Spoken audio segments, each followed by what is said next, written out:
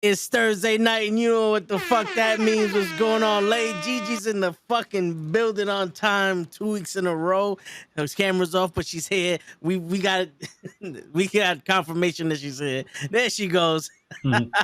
What's going on, Lay? I'm here. I'm still doing shit. I'm here. I'll see you like 5. Take your time. Take your time. What's going on, Lay? How's everything with you, brother? Man, chilling, man. Can't complain for the most part. Pretty good. I hear that, man. I hear that. Yo, bro, fucking Forbidden Door is on Sunday. Oh, it is? Oh, shit. Okay, wow. Yeah. I didn't know it was that close. They did a hell of a job of selling this pay-per-view. I'll tell you that. Well, you gotta all the injuries they had, man. They try to make a pay-per-view out of a shit show, man, because so many injuries happen, you know what I'm saying? And little time. Mm-hmm. Oh, yeah. Real quick before we get into that, Ashley, happy birthday. It's her 18th birthday today. Happy birthday. Wishing you many, many, many more. But yeah, so that's going to lead into tonight's topic of who sells it better. We're talking about pay-per-views, wrestlers, championship runs, storylines, popcorn, anything that they can get their hands on. Who does a better job of marketing and making people believe shit? Because I'm not going to lie, this all came up because of Cody Rhodes. It all came up because of Cody Rhodes, but we're going to take it there. We're going to dissect this shit. And we're going to see. It cannot be because AEW is only 3 years old. You know what? That excuse doesn't live here. All right, it's a wrestling company, and WWE is a wrestling company, so we're gonna have the pros, cons, who does it better, who does it worse. Mm-hmm. We're gonna factor in the fans. I want to factor if the fans are the reason why shit ain't working, and shit is working, because sometimes some of these fans need a fucking litmus test or some shit. You know what I'm saying? But that's what we're gonna get into. Look at the whole thing when they brought back Brock. Yeah, true. A bunch of fucking people who seriously on some Brock is back. We saw this about 4 months ago. Hey folks. Hello. And so I'm gonna be taller than you. Oh, she's Not yet. She comes in throwing her. So you can hear them talking to you. Not yet. You're not gonna be taller than me yet. You still got 20 more years. 20 more years, yeah, right. Don't make me put the babushka curse on you so you won't grow any taller than what you are now. All I gotta do is rub my head 4 times. Well, I could ask Mommy with the guy for the flip-flop so I can smack you in the butt. Matt Awesome. Oh, man, now you trying to break my butt? Yes. She's trying to break my butt with the chancleta? Okay. Now, how do you feel about wrestling that's going on this week? How do you feel about it? Pretty awesome. Pretty awesome? Even if this blue thing is... That is the microphone. Go back to your tablet. I love that. I feel awesome over wrestling, even if this blue thing is here. Oh, and by the way, I'm the champion, so I can whack you with my champion belt. So. Oh, she's the champion. Okay. Excuse me. And the champ has left the building. I see that. I see that. What's going on, Harris? Hi, Harris. What up, Kenny? Today is Ashley's birthday. We said happy birthday. So she turned 18 today. Hey, Ashley. Happy birthday. Don't grow up too fast, Ashley. Just take that advice. Where's who? Where's Kenny? Where's Kenny? Kenny's not here. He's on the chat. He said, "Hey, superstar." Hey. Oh, Kenny, you just get a hey. Yeah, you get a hey. She said, hey. Hey. What you get for being a Brock? She likes Kenny. You want to know why? Because Kenny drove her. Kenny drove her to her first indie event, so she's cool with Kenny. Yeah, so Kenny's on the hate level. Yeah. So she's like, so who's on the podcast? I was like, Toe and Lay. She's like, Lay. I was like, Band-Aid. She's like, oh, I was like, well, he ain't got a Band-Aid this time. And she tells me, well, it's about time. She was like, the Band-Aid said, I gotta go. I was like, or his boo-boo could have been healed. I don't know what you want me to do. Doesn't permanently stay on his face, It's not. He's not Nelly.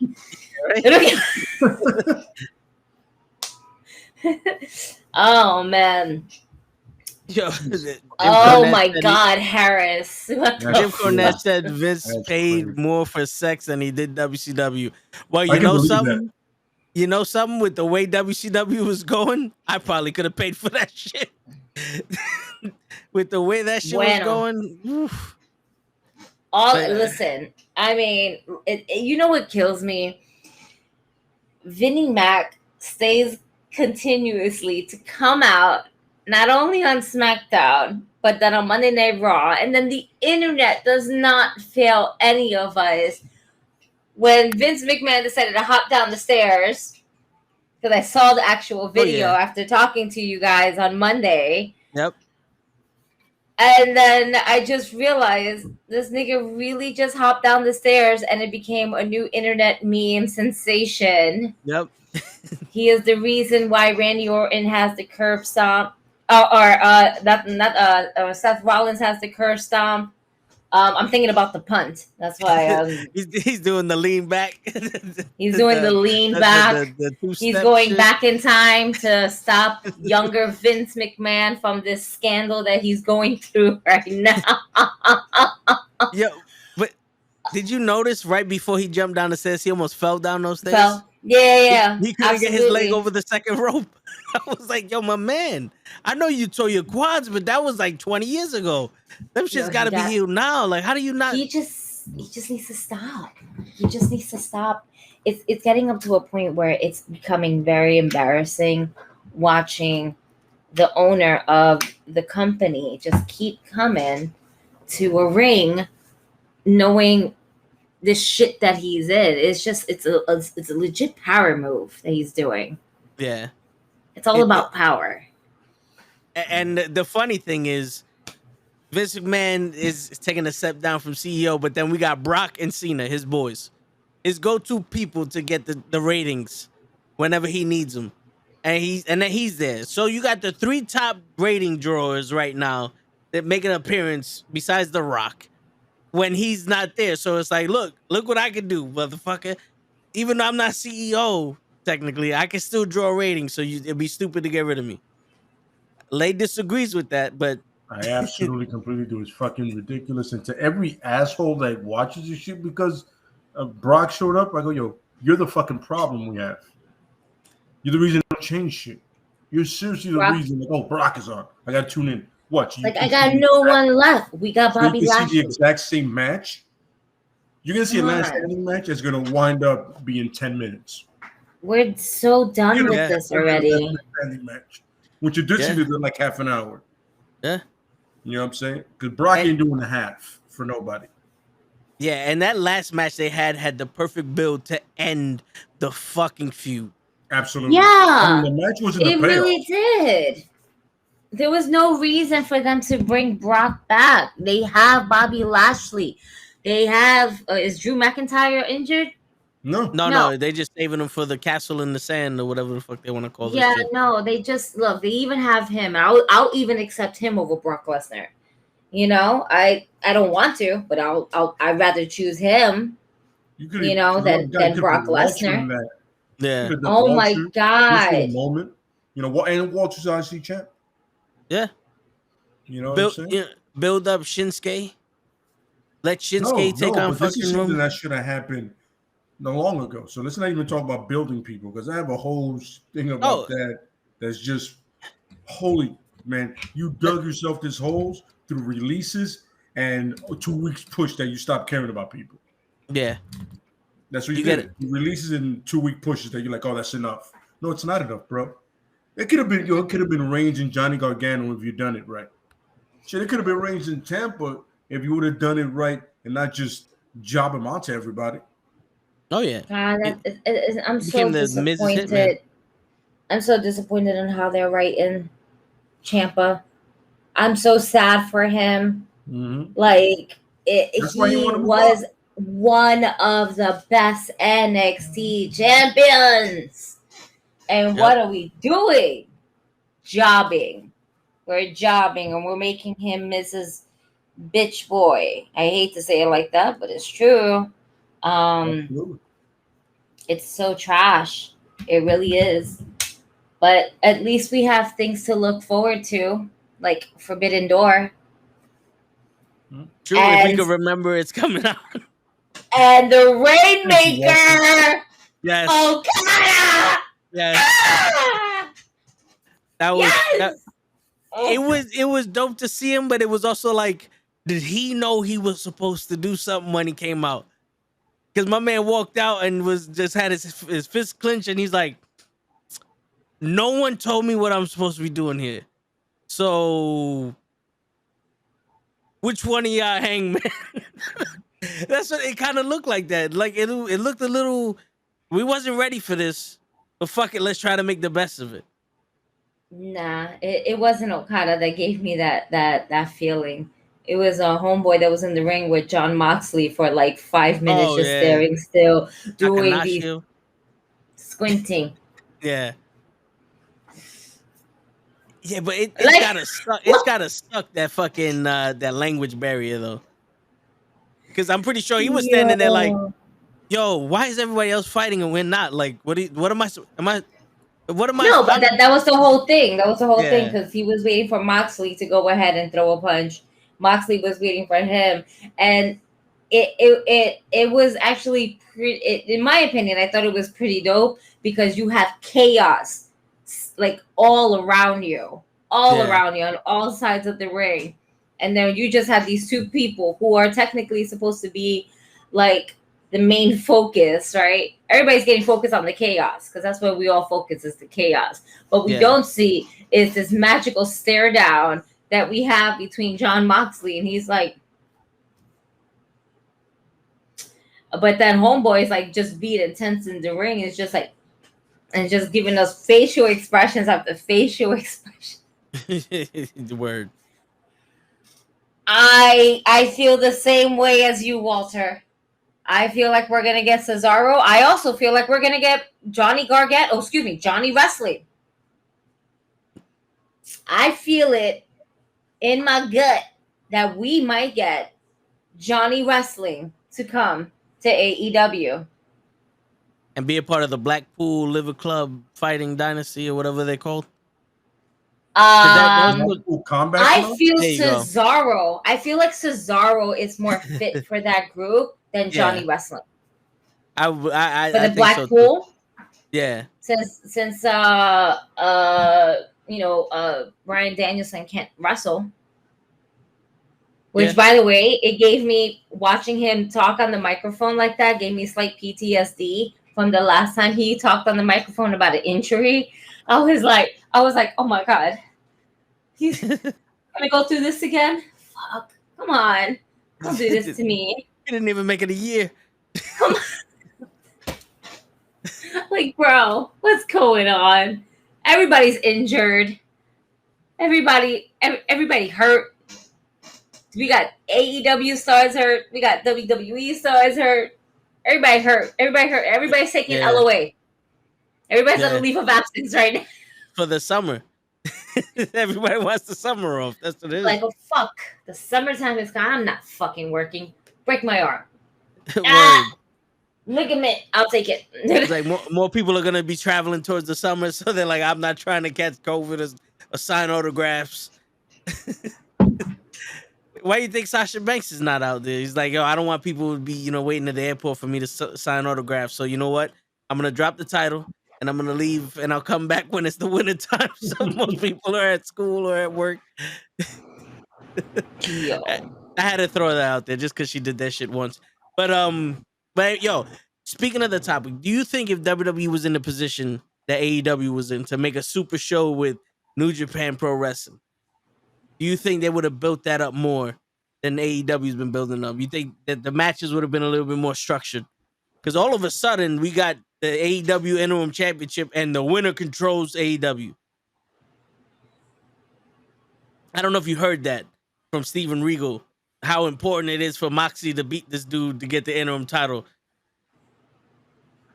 Oh, because then it's because that means that it essentially means that AEW will have a representative to just represent them, as opposed to somebody from New Japan who has that title and that will only represent Japan.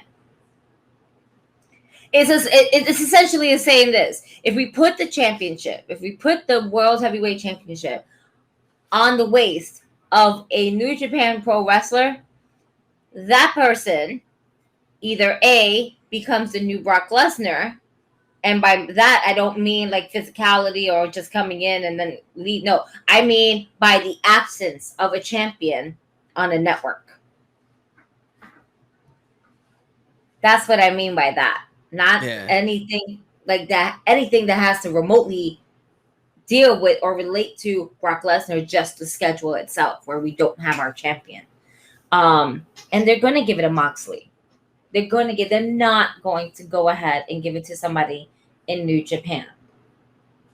Not the title. They're going to give New Japan Pro Wrestling some wins for sure. You know? Yeah. Absolutely.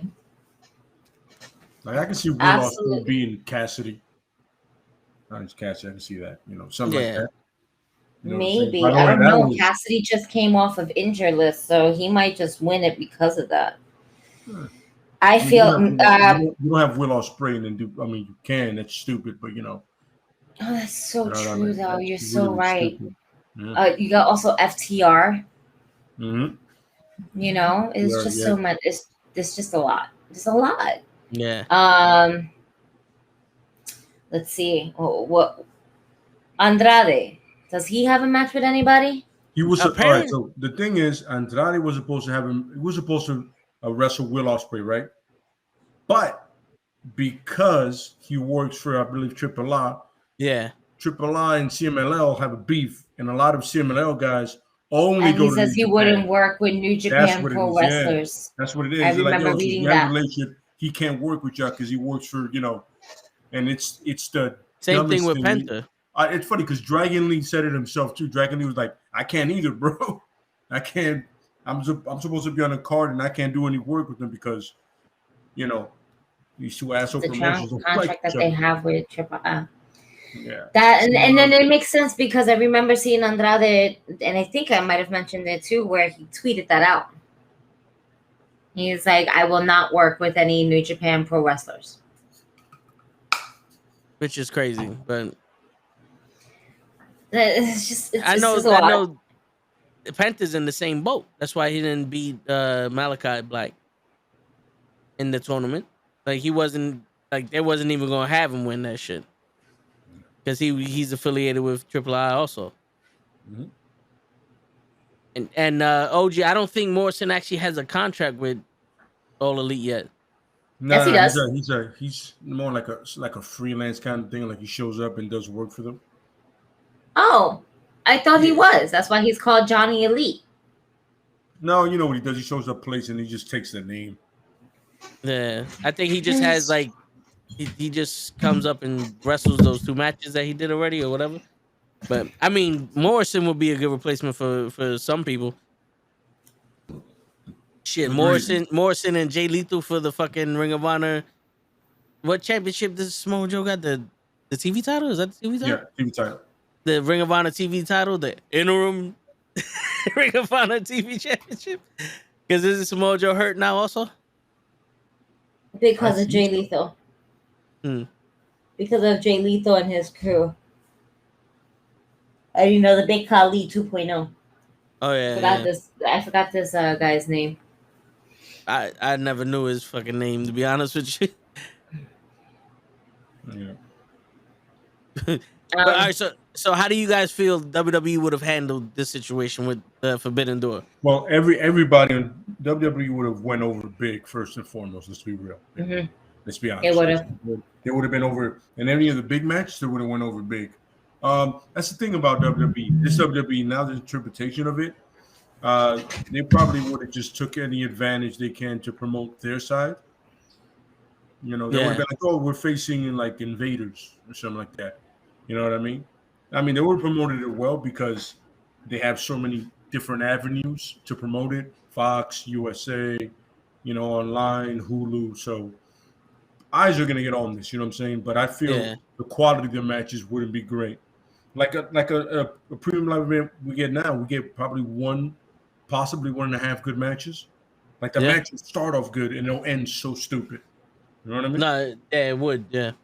And potentially with Forbidden Door, even though the matches aren't the ones we were all aiming for, there's a better chance of getting, let's say there's 9 matches, there's a better chance of getting 6 or 7 of them to be great, to good to great. Yeah. You know what I'm saying? Oh yeah, because even with the regular pay-per-views from AEW, a lot of those matches are fucking awesome. That's what I'm saying. Yeah, it's one of those things where I know for a fact I'm gonna get more quality wrestling than the other shit. I'm being like, yo, I'm gonna have to struggle through 4 matches to finally get one good one, and then it's gonna end on a DQ or sunset roll up or some shit like that. Yeah, and it would have been why is Seth Rollins getting 45 minutes of fucking time to wrestle a match when he's doing the same fucking 4 moves. And then the fun part is, whatever feud that is, it doesn't end there ever. It continues. Yeah. Again. Oh, sorry. I'm just being. I just got informed about something through Fightful.com. There was supposed to be a fatal 4-way between Malachi Black, Pac, Miro, and Tomohiro. Mm-hmm. Isha. Isha, I don't know. Am I saying it correctly? Isha Tomohiro. No? Yes. So he's out with a knee injury. Tomohiro? Yeah. Holy shit. Updated about an hour ago. This is for the Mid-Atlantic or the North Atlantic. And another one bites the dust. The Mid-Atlantic / women's title. Another one bites the dust. Got another one. Adding on to the shelf. The word. What's that song by Queen? Another one bites the dust. Another one bites the dust. Another one bites the dust. God damn. Shit, man. Yo, this is it's funny because Punk, and then it was just like at one point it's like a ripple. Then now it's just a typhoon of people just going up. Yeah. You know what I mean? You remember a couple years ago, and by a couple I mean maybe like 10, 11 years ago, the UFC had these dream match cards for their pay-per-view, and every single pay-per-view there was somebody hurt, and it ruined every pay-per-view for the whole year. And it was like, yo, bro, I'm afraid to put together pay-per-views because I don't have nobody. I remember talking about putting that. I remember talking to my boys about, yo, listen, this card is gonna be insane. Yo, we should get some money together to watch it. Yo, you literally see week by week that card fall apart. Oh yeah, it literally your match fight by fight. You're like, oh, groin, oh, concussion, and I'm like, what the fuck, man? Everybody's what happened? And then it was like 8 interim titles, and I'm like, yeah, fucking interim titles, bro. Yeah, I remember that year was probably one of the worst for the UFC because it was like, damn, again, somebody else. Yep, and again, you too. You know what I'm saying? Yeah, and this is starting to become for like AEW. Everybody's getting hurt. The only good news is at least it's for like one pay-per-view because they only have pay-per-views every 4 months? One every 4 months? Yeah, something like that, yeah. Hey guys, new subs here. Booker T said that on his podcast having an interim championship in the wrestling is the stupidest idea. That for UFC and not professional wrestling, I kind of agree with him. I think so too also. Because the thing with like boxing and UFC and even wrestling back in the day, you had a time limit in which to defend your title. Mm-hmm. If you couldn't defend your title within that time limit, they stripped you of the title. Absolutely. So boxing has what's called a linear championship.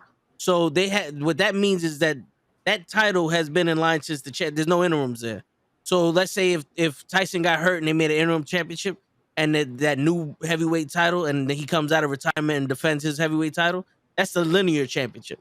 So it's in line with every other champion that, whatever the case may be. Like in wrestling, it was always you had 30 days to defend your championship. Yeah. Now you have Brock Lesnar and Roman Reigns whenever decide to show up to defend your championship. And it's funny, that's the That's the WWE's complete fault with the Brock clause. Yeah. Like you would literally have stuff built around and bad storylines too built around getting to Brock. Then when somebody gets to Brock beats him in 10 minutes or 5 minutes. Yeah, so for real. Nothing really gets accomplished. You know Yeah. what I mean? Like, oh yeah, Brock's here. Cool. But like, if you don't have an interim champ, you know what you do? That's why you have an IC title. Yeah. That's why you have this title. Could hold them up and you'd be like, yo, listen, feud over. And the whole point of feuding over that title is when eventually the champ comes back, you get the first shot because you're that champion. Yeah. That's the point of those titles. And especially with combat sports, that's like almost a happy accident right there. Yes. You know what I'm saying, Ben? Like, because CM Punk gets hurt, he relinquishes the title. Now John Moxley and this guy fight for the championship. If CM Punk gets back in time for one of them to still be the champion, you get that dream match straight off the bat. There's no build up for it. CM Punk just walks right back out and like, I'm back. I want my title back.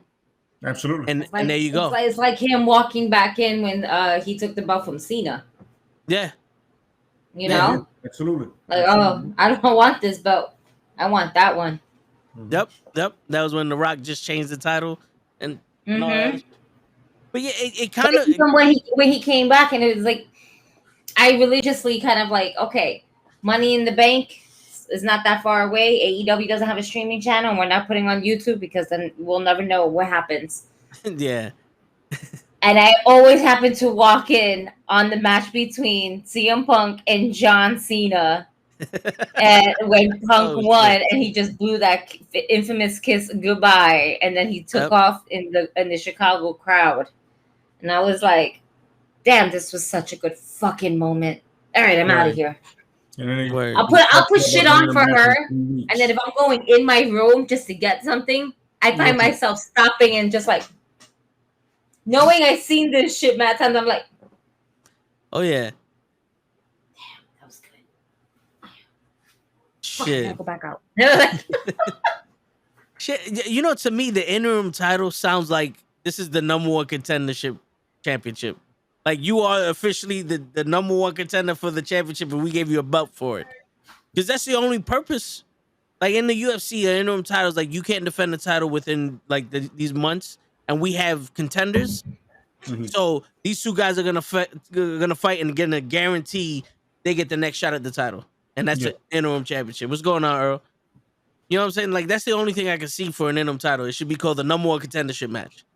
And you get a belt for it. You get a belt to signify you're the number one contender. Yeah, I get it. Yeah, I don't know. I'm never in wrestling. I thought it never made sense. Like, I understand what you're going for, but no. Right, and you know, in all honesty, Punk had it right. I was gonna drop the belt for the next person, but no, Tony Khan wanted it this way. Tony Khan seems to be very infamous when it comes to these type of matches where someone is going to hold the title until the next person comes through. Like, the one time I think I really had a massive problem with it was when Cody was there and he couldn't fight his match with Sammy Guevara for the title. So instead it was Dustin Rhodes fucking doing it. And Cody came back, what, in 2 weeks after that? Yeah. Like, that made no sense to me.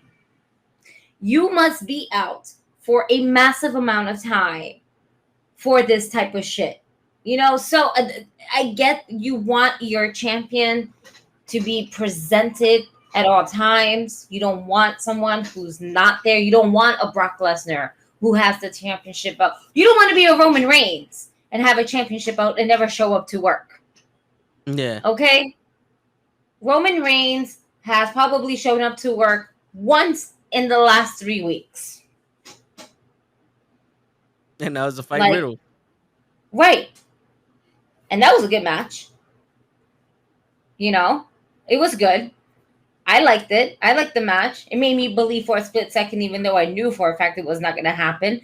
But it gave me that little feeling like, oh shit, Riddle could pull this off. Oh, nope. But how amazing would it be for Riddle to face Brock Lesnar? Because hasn't he been asking for Brock Lesnar for so long? Yeah, he's been asking And for everybody. He wanted Goldberg. He wanted Lesnar. I want Bobby Lashley. If Brock wins this shit, okay, I want Bobby Lashley to take it off of Brock Lesnar. Yes, and have a real match Because this time. yeah, a real one. Something. I don't. Yeah, the Cody shit that just made it was dumb as shit. Have a real match between Bobby Lashley and rebuild the stars that you have. Y'all niggas just they're running around like chickens with their head cut offs, and they have been for the last few years. They don't know what to do with this massive amount of superstars, and that goes to both companies. Yep. Tony Khan's company has 170 people, and that's not even counting the camera crew, the backstage people. You need other people to write stories for you. And I hate to say it like that, because we all seen the disaster that can happen. However, it would take a big load off of Tony Khan's plate. And it doesn't even have to be you can give the women's title storyline to, I don't know, give it to Arn Anderson, give it to somebody. Okay, give it to a woman possibly who is a true diehard fan for the women's division, and have them write something out. You can't. Thunder Rosa's fucking title reign has been very meh, and it's because of they're not giving her anything. Yeah, they're giving her lackluster storylines. They're giving her no real mic time, which just begs to differ. Do you guys feel like Thunder Rosa can cut a good promo? Because I feel like she's okay at cutting a promo, but she's not the best at cutting a promo. No, at least it's shown now. I don't see it. I don't think what she says is that important. You know what I'm saying? Like, a lot of the shit she's saying is, I'm from Texas and I'm this and I'm that and I'm this. It's like, all right, we get it. You're the first person to ever fucking do something from Mexico. Who's gonna step up? Who's gonna step up? You're saying a lot of shit that you should be saying to the women in the back and not to us in the camera. You know what I'm saying? Like, at least Britt Baker was on some, I'm the best here and there's no one that could beat me, giving someone else an opportunity to be like, oh no way, I could beat you. You know, paint the picture of who you are instead of just Jade. I feel like Jade is a little bit better on the mic than Thunder Rosa. Oh yeah, and that's saying a lot, because Jade is still green as money. He's still green in the wrestling ring. But her mic skills, she really is, and her matches have been getting better and better and better. And it's gonna come a time where she's not gonna want that TBS title anymore. She's gonna want the women's title. And I can see her in that role. And it's crazy as may sound, she might end up having a better title run than Thunder Rosa. She has a better title run now as a TBS champion. Yeah, that's true. And I'm not gonna lie, I like and Tony, cut the shit. Cut the shit. I like that. It's growing on me. It's growing on me. It's like, Tony. And then Tony's just like, Tony sells it so great. Gotta love Tony Schiavone. She's better than Ronda Rousey. Yep. Earl, a lot of people are better than Ronda Rousey on the mic. Yeah. My daughter's better on the mic than Ronda Rousey. Open up a Coke can. That's better than Ronda Rousey on the mic. Holy shit, yo. Ronda Rousey sounds like she can't even put together words. Bless you. Like, she can't put together words to make a sentence. That's crazy.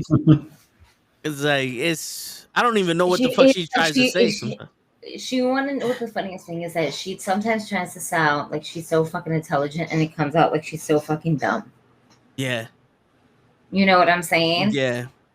Like she fumbles her words consistently. Yeah. She More than sounds Thunder like Rosa. More than Thunder Rosa, because Thunder Rosa be fumbling her words, but I also Yeah. believe it's because it's a language barrier sometimes. And I don't even think that's much of a language barrier. It's just that sometimes something might slip up. And then all of a sudden Thunder Rosa started talking Spanish. So she can kind of pick up where Yeah. she knows mentally in her head, fuck, I might have like fucked up a little bit here, but let me just keep going with it, but in Spanish. Yeah. Ronda Rousey can't do that.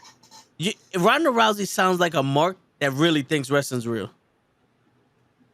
When she cuts a promo, she sounds like a mark that really thinks that what she's saying is real.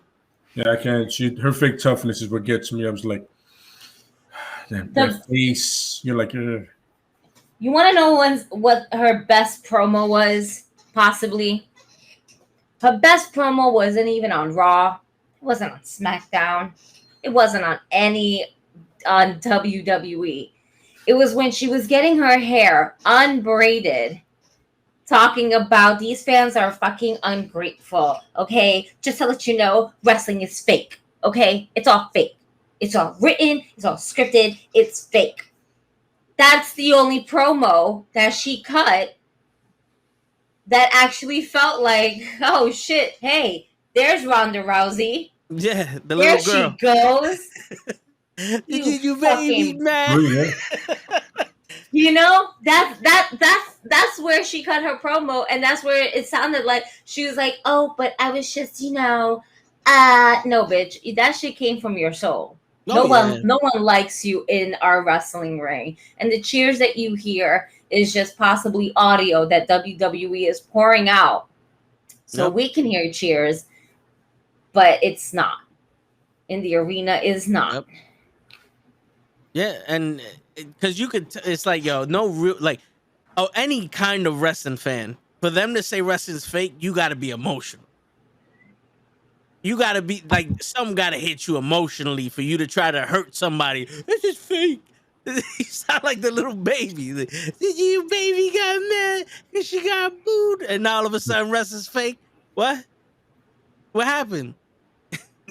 It's like you trying to, like, what happened? If it's so fake, why can't you throw a punch? I never see someone who can't throw a punch. That's a lie. We saw Shane McMahon. But when Shane McMahon connected, at least it hurt somebody. You know, he threw that little jab at Jericho and it stunned him. Ronda, it looks like she'll break her wrist if she really hits somebody. She taps somebody, boom, wrist broken.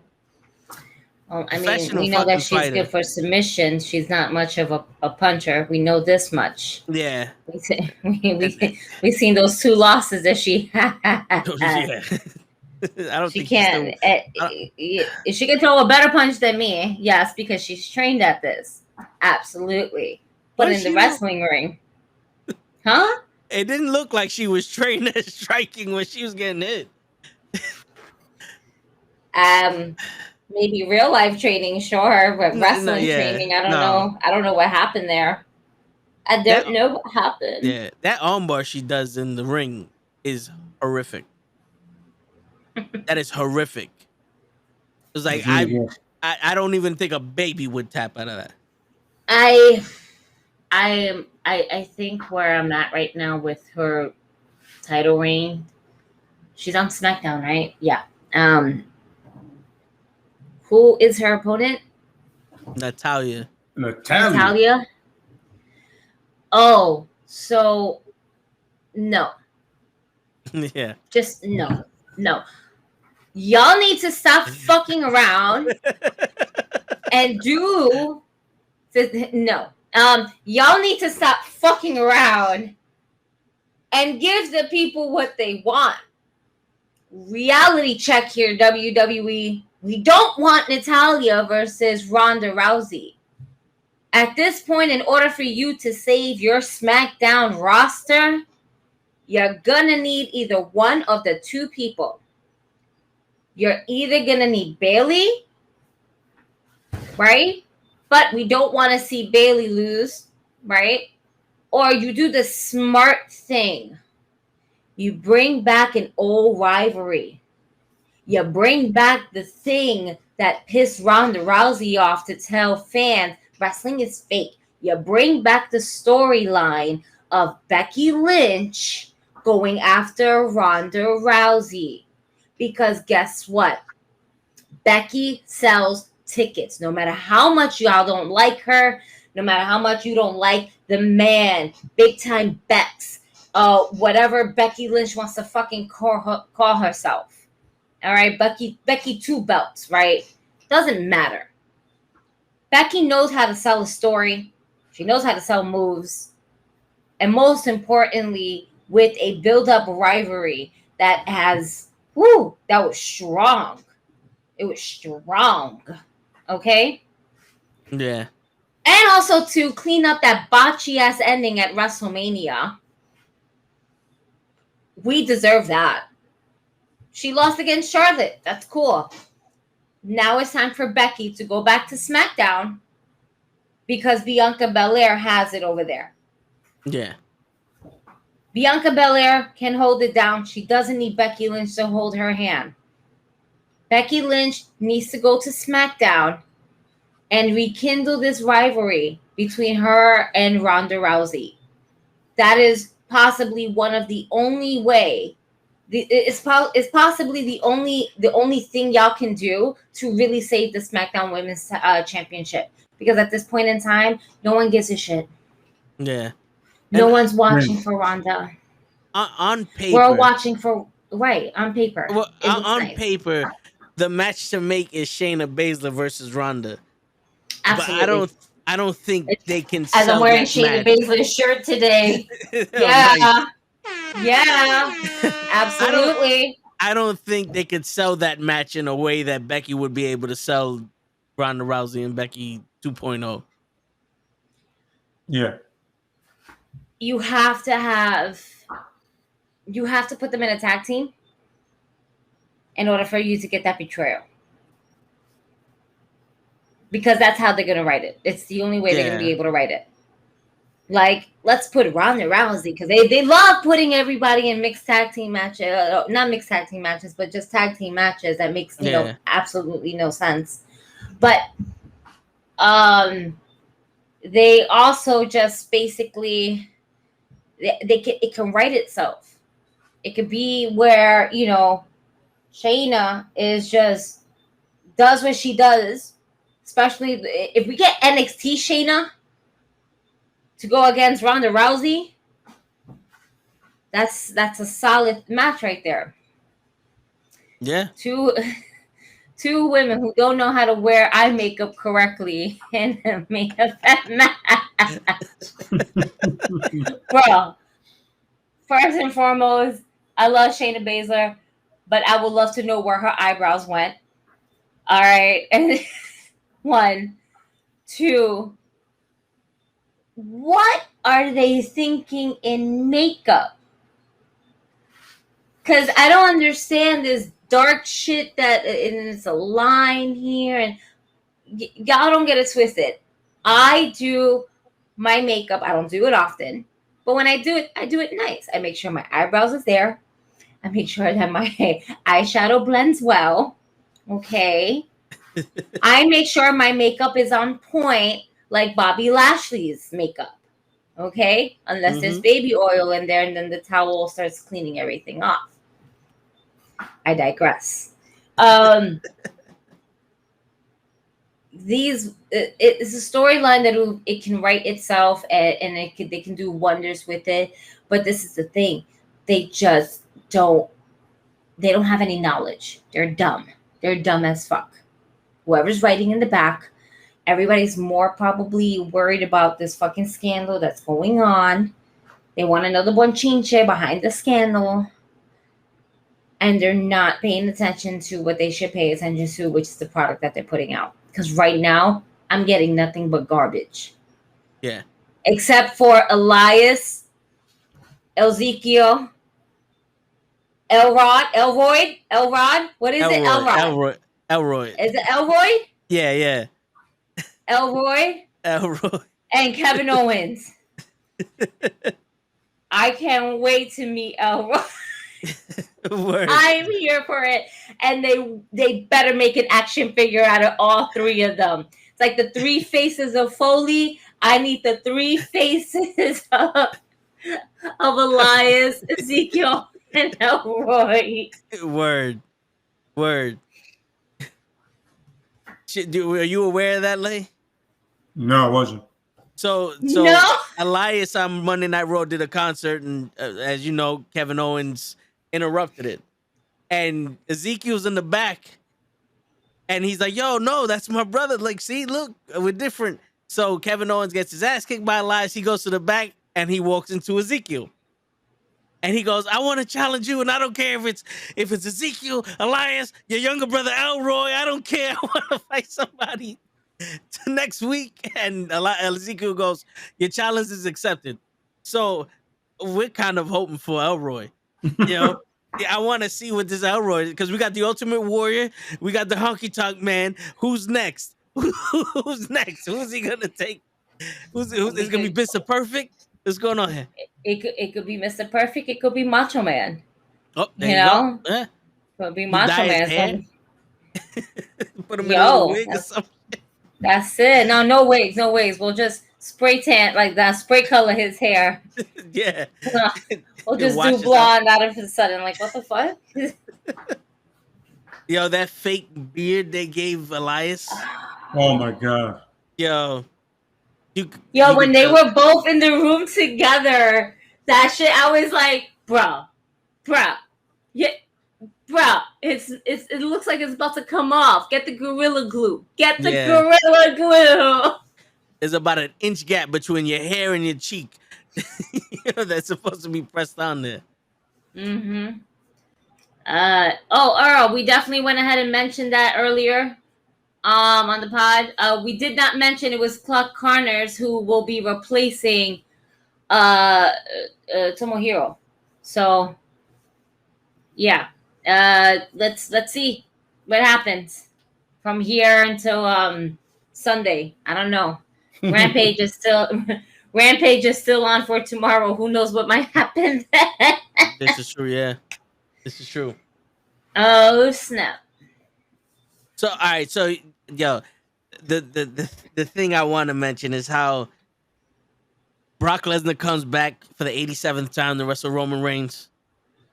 And not everyone, but majority of the people are cool with it.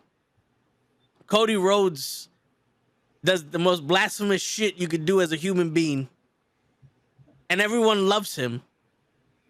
And then pulls a John Cena shit that everyone hated him for in AEW, and everyone loves him even more. And that's what made me think, like, yo, is it WWE that's just a fucking genius at selling this cocksucker that makes everybody love him? Or is it that the fans are just fucking stupid? I go with the latter. The fans? What?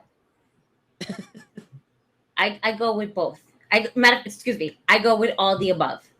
All right, so I go with all the above. That's it. That's the real answer. All the above. BRB. Nah, because it's almost like we're gonna do whatever the fuck we want, and the fans like, yeah, because you cannot beg for change and then yell when you get the same shit. Like, how do you expect someone to grow if all they have to do is bring out Brock Lesnar? Mm-hmm. Granted, Brock Lesnar is a phenomenal fucking athlete, phenomenal fucking talent, but we seen him wrestle fucking Roman Reigns. This is like the fucking Rockers versus the Orient Express. We got it. We got it. Jerry Lynn versus Rob Van Dam. We got it. We don't need to see no more of this shit. Absolutely, yeah. Especially so soon after WrestleMania. Yes. And it's already for SummerSlam. It's not even for like Money in the Bank or the next shit. It's for SummerSlam. Like, how do you announce a match 15 years ahead of time? Like, who do you think you are, The Rock and Cena or some shit? Like, what the fuck? It's like, damn, son. It's like, the funny thing is, there's people, and this is why I blame the fans that are legitimately excited for a match you've seen. Yeah. You saw this like less than 4 months ago. Yeah. We've seen the build to this bitch. Yeah, and that match was a letdown Mm-hmm. because it was literally spear, fucking German suplex, fucking spear, Superman punch, spear, and then Roman Reigns wins. Absolutely. Yep. Yeah, and that, like I said, that had the gateway open for something brand new. Because with Paul Heyman being on Roman Reigns' side, Brock could have been like, "Oh, you think you got the inside scoop of who I am? All right," and then boom, amateur wrestled him. You know, instead of for just German suplexing him and just being a brute, just now I'm gonna out wrestle you. I'm gonna show you that I'm a wrestler. You probably got it in your head from Paul Heyman that I'm just gonna German suplex you or whatever. Something different. Give me something different. That's the art of having the same match. At least having something different. But nah, that it's the same. It was worse than normal matches. But I feel like if AEW did some shit like that, they would have booed when he came out. I know for a fact that they would have bring Cody Rhodes out because Cody Rhodes was their Brock Lesnar in AEW, and it's starting to look like Moxley is also. But I know Moxley's he's stepping up because CM Punk got hurt. It's not like they're forcing him to do that shit. He was doing his own thing before, but yeah, I'm starting to blame the fans. Yeah, absolutely. Like Lesnar comes out, everybody gets hyped. I go, for what? You've seen this dude already, man. Yeah. And then especially the timing, it wasn't for like Walter or anybody like that. It was literally for the same dude that before he left, he was wrestling again. Yep. Of course. And then there's people like, well, we do this, we do that. Nothing is going to make this shit exciting. You're not getting it. All right? By the way, this is I'm going to refer to that company. This fucking company continues to do this shit to people. Yeah. And y'all keep going. Oh. Hello. Hello. Oh, can you hear us? Oh, she's muted though, but she can hear us. Yeah.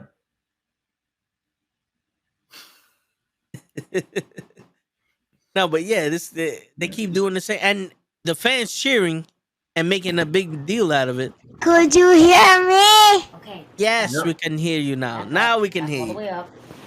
I had a microphone with it. Okay, how about this? I'm on mommy's computer. Mama got her drink. Yeah, I'm not drinking. I'm So- Are you happy Brock Lesnar's back? Meh. Meh. You're not happy that Brock Lesnar's back? That's what I'm talking about. The kid knows it. Mm-hmm.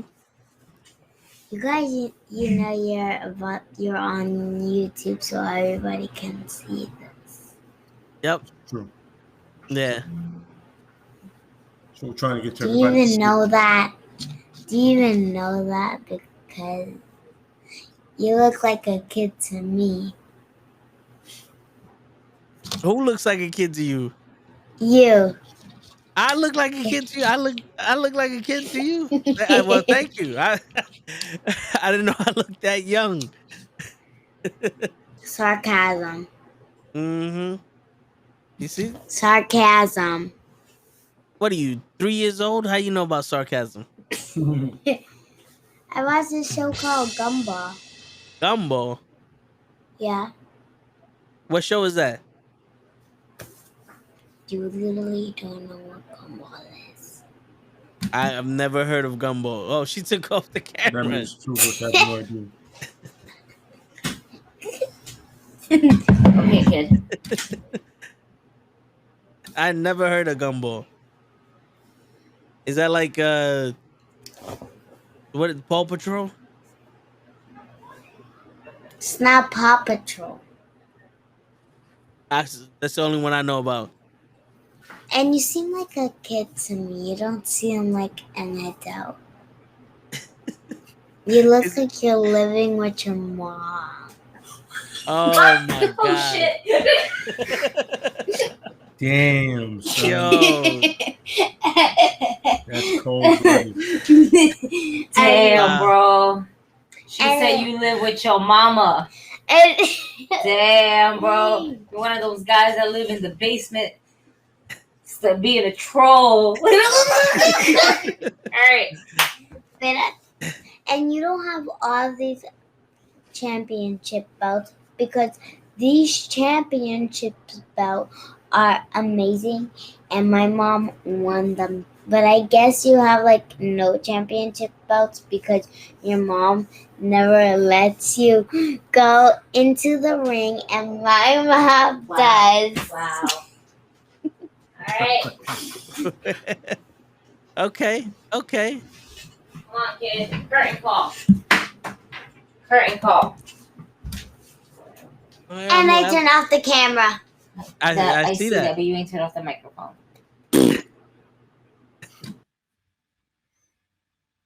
All right. Damn. That's cold-blooded. Word. Better promo than Ronda. Absolutely correct. Better promo than Ronda. Absolutely. 100%. Word. Yeah. What was you saying? Like, this fucking company keeps doing it. Yeah, this fucking company, you know what I'm saying? And then Marquez fans, you know what I'm saying? Yeah. And I like my favorite part is they try to say face, like give this fucking company excuses. Well, you have to understand. I don't have to understand shit. You're a $1 billion company, and you've had two of the most profitable quarters in this last year and this year. Yeah. What do you want me to understand? They're full of shit. That's what you Yeah, want. what you want me to understand? You want me to understand that?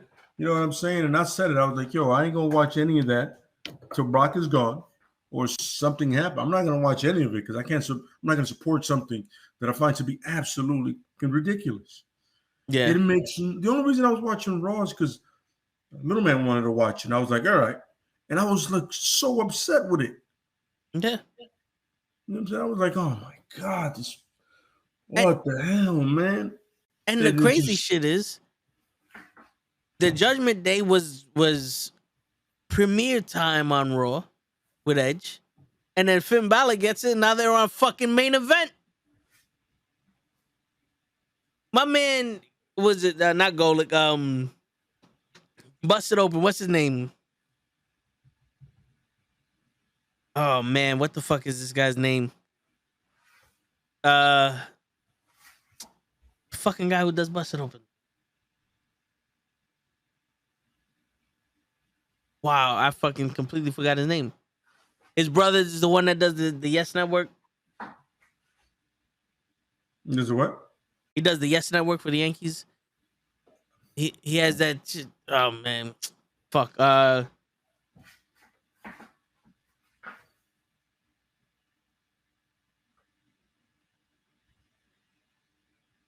Dave LaGreca. There you go. Dave LaGreca. He said I'm busted open when they did the whole Dana Brooke shit and Becky Lynch shit, the 24/7 shit with Becky Lynch. He's like, whoever wrote that should be fired. You're already fired and shit. So whoever fucking did that shit and put Judgment Day on main event, you're fucking fired too.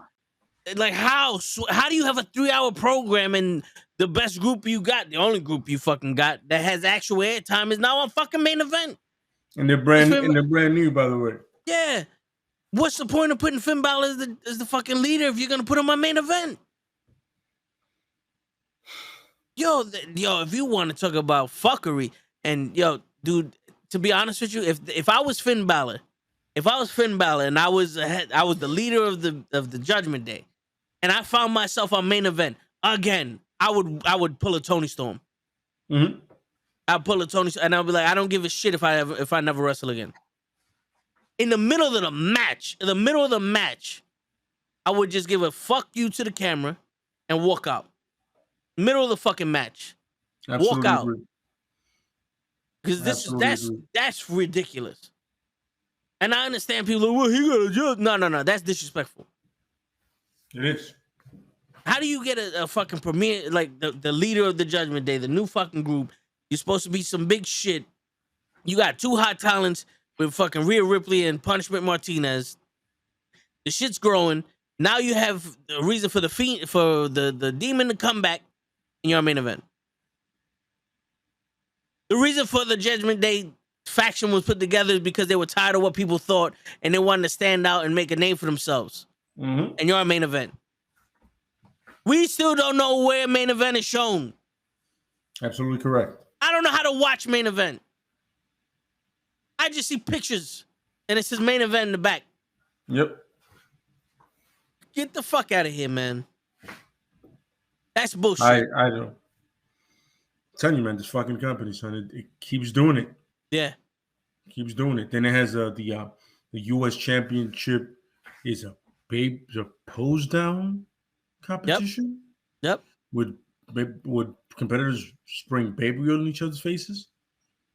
Yeah. So when Austin Theory lost, he sprayed Bobby in the face with baby oil, and then Austin Theory came back the next week and decided to pose again with baby oil, and Bobby Lashley sprayed it in his face. Yep.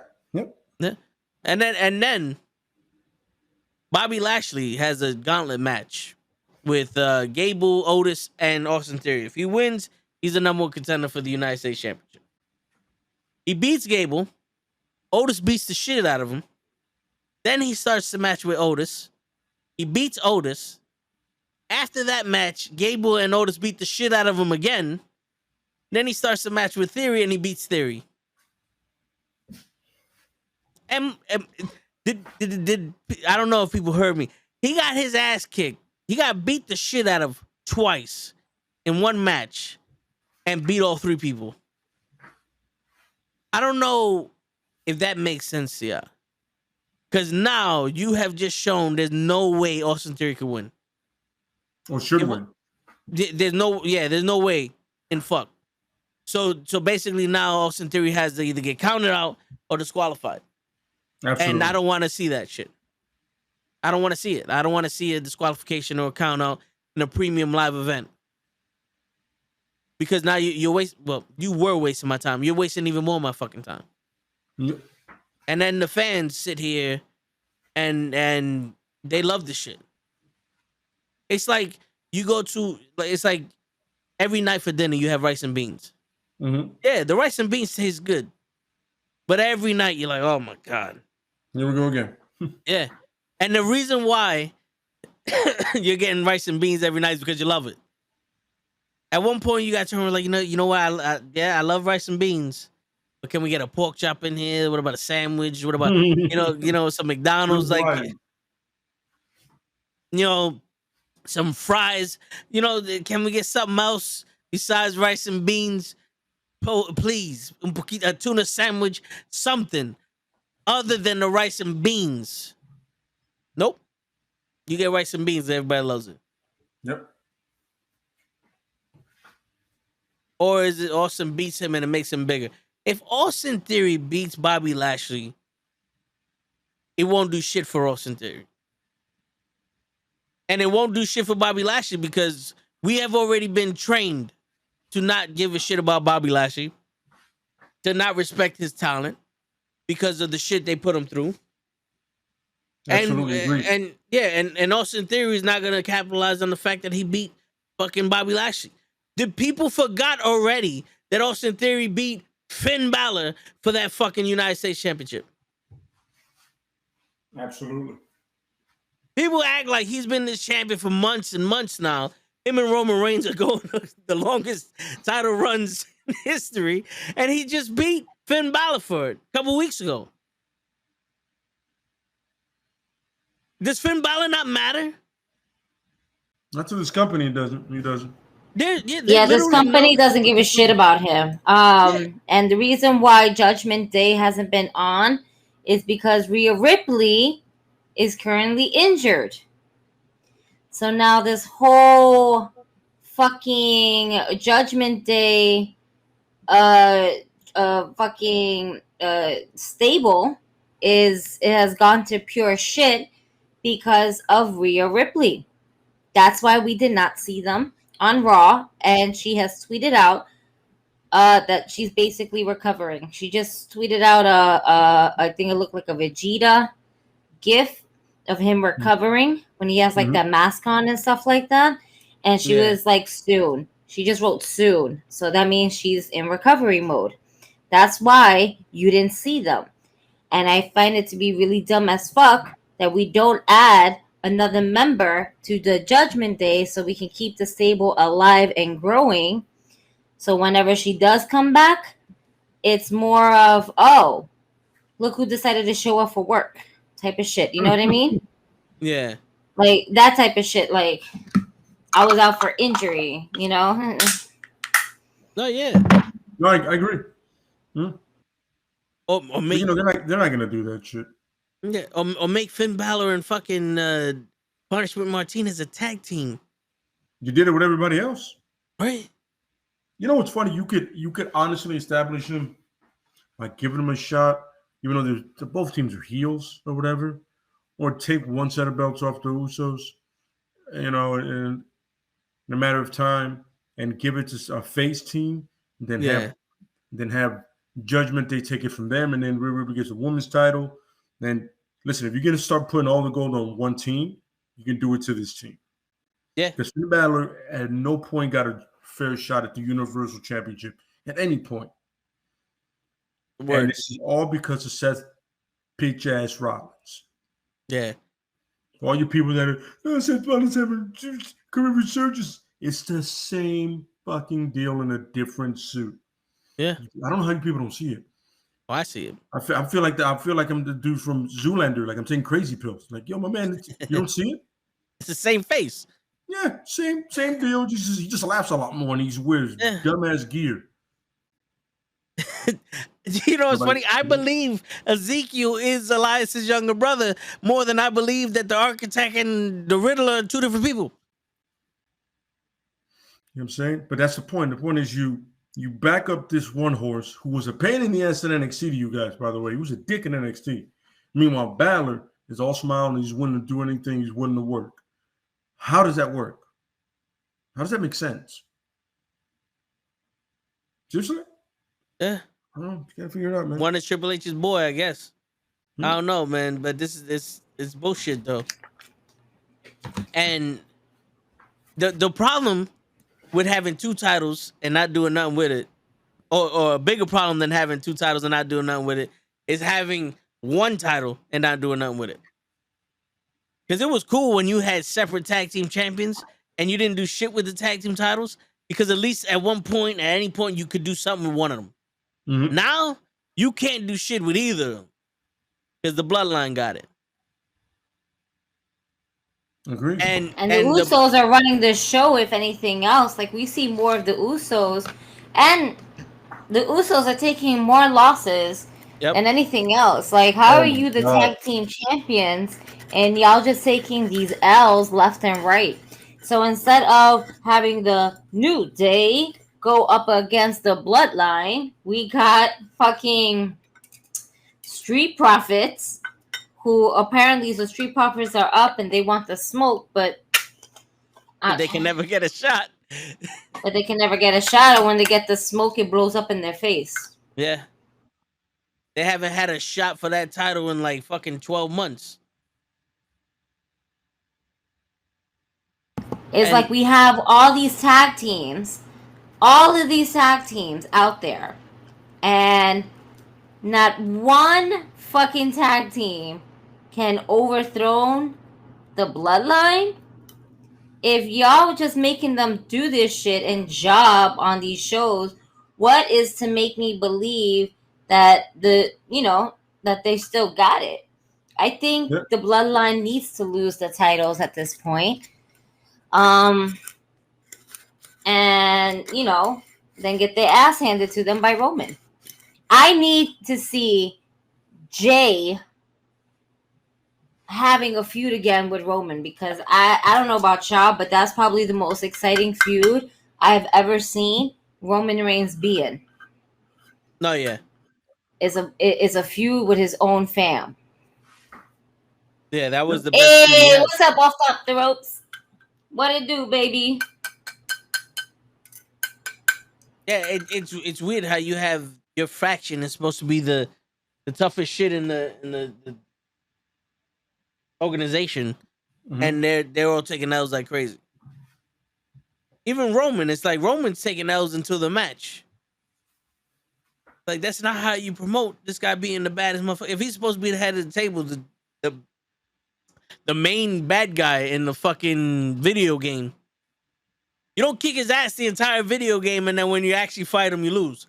That's not how it's supposed to work.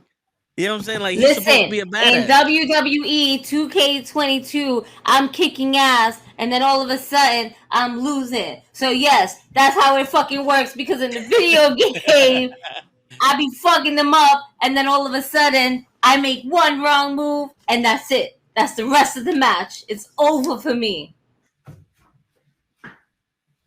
Yeah. That is fucking company, man. I don't understand it, man. I don't. I want to, but I don't. Yeah. If Tony Khan had the roster of the WWE or the promotion WWE, you think things would have been different for the way he ran AEW? You think he'll run WWE the same way he did AEW? That's tough. Like, there'd be one writer? I think it would be, unfortunately, because he's so focused on just not even creating the stars that he originally had, but he's just looking to rebuild the WWE guys that he just re-signed. You know what I'm saying? Like, that's the thing. Like, look at Keith Lee. He was hot, and him and Swerve, they're hot. You don't see them that often. Nope. You don't see. What the fuck? Is there a truck out there or something? You gotta Y'all hear this Free shit? Willy. Yeah. We're gonna have Michael Jackson singing pretty soon. I'm done. Christ.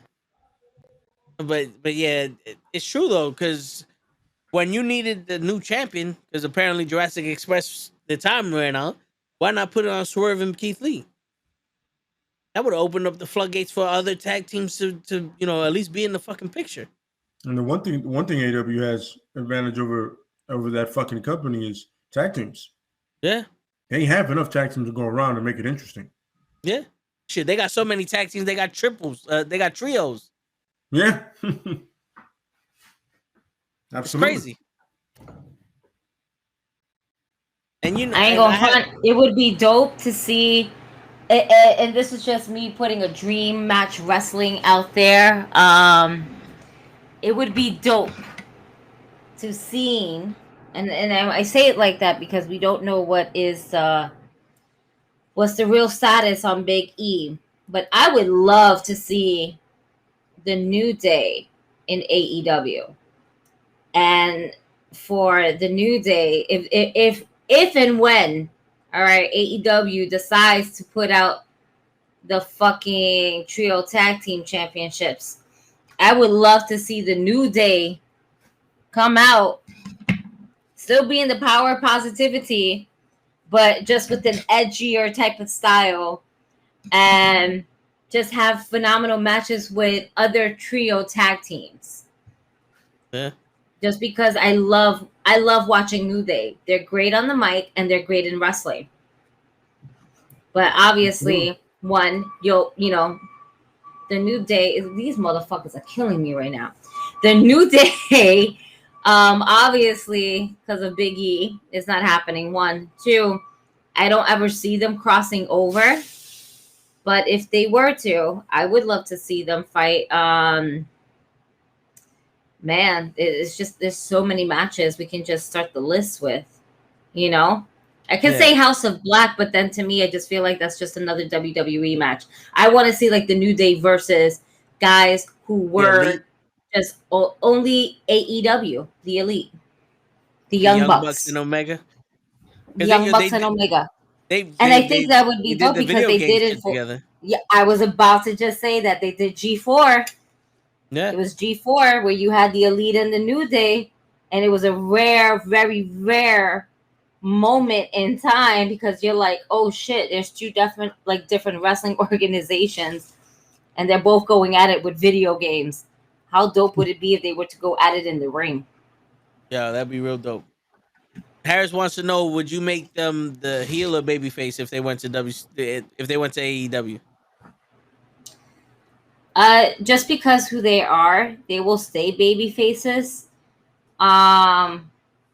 It's hard because it's the fans that make them either the face or the heel. I always felt like the Young Bucks were better heels. Same with Kenny Omega. You know, New Day were heels when people didn't love them. You know, when they would try to spread the power of positivity and nobody was fucking like, these niggas is trash. But once people realize, oh, these guys are funny, they can cut off something on the microphone, the fans starting to love them. The fans are the ones who make or break a wrestler or lets them know if they are a heel or a face now. It's never what's written in the script unless there is a heel turn on purpose. Yeah. Seth Rollins giving the chair to Roman. Christian attacking Jungle Boy. You know, if Jurassic Express, right? Let's just use Luchasaurus. He's being all buddy with Jungle Boy, and then all of a sudden, boom, he decides to fucking rip Jungle Boy a new asshole. All because of what Christian told him on Dynamite. Remember what happened to Marco? Remember what happened to Marco? It's fucking, what is this? May 19th all over again?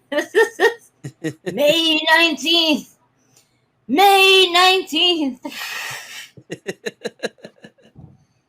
I'm sorry. Shit. But yo, overall, on some real ass shit, just to kind of cut right into Christian, how great of a promo did he fucking cut on Dynamite? Up to the part where he was like, I'm not a father figure to you. You had a father, and he died. Yeah, that was... That man went for the jugular there. I was like, damn, you had to talk about Luke Perry like that? Why you gonna talk about Dylan like that? That's fucked up. Yeah. And then he started talking about his moms and shit.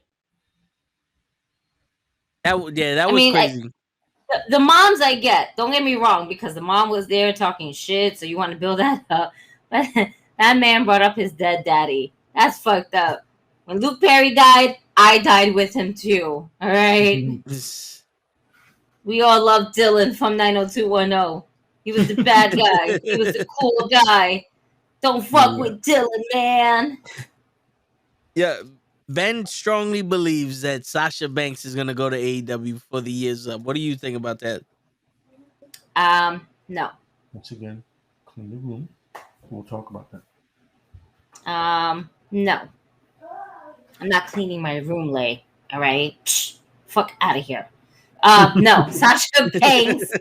Sasha Banks is going to Hollywood. All right? Sasha Banks got that Disney paycheck. I think her love for wrestling is there. I don't see her going there before the end of the year, but do I see her possibly next year? Maybe. It will be fun. You know? But now, I got a question. Who can she hang with? She'll be one of the baddies. Shit. I think she'll be one of the baddies for a little while. Like, you know, one of those, she'll probably be introduced as a baddie and then turn on them quick. But my question is Sasha Banks a wrestling fan or is she a WWE fan?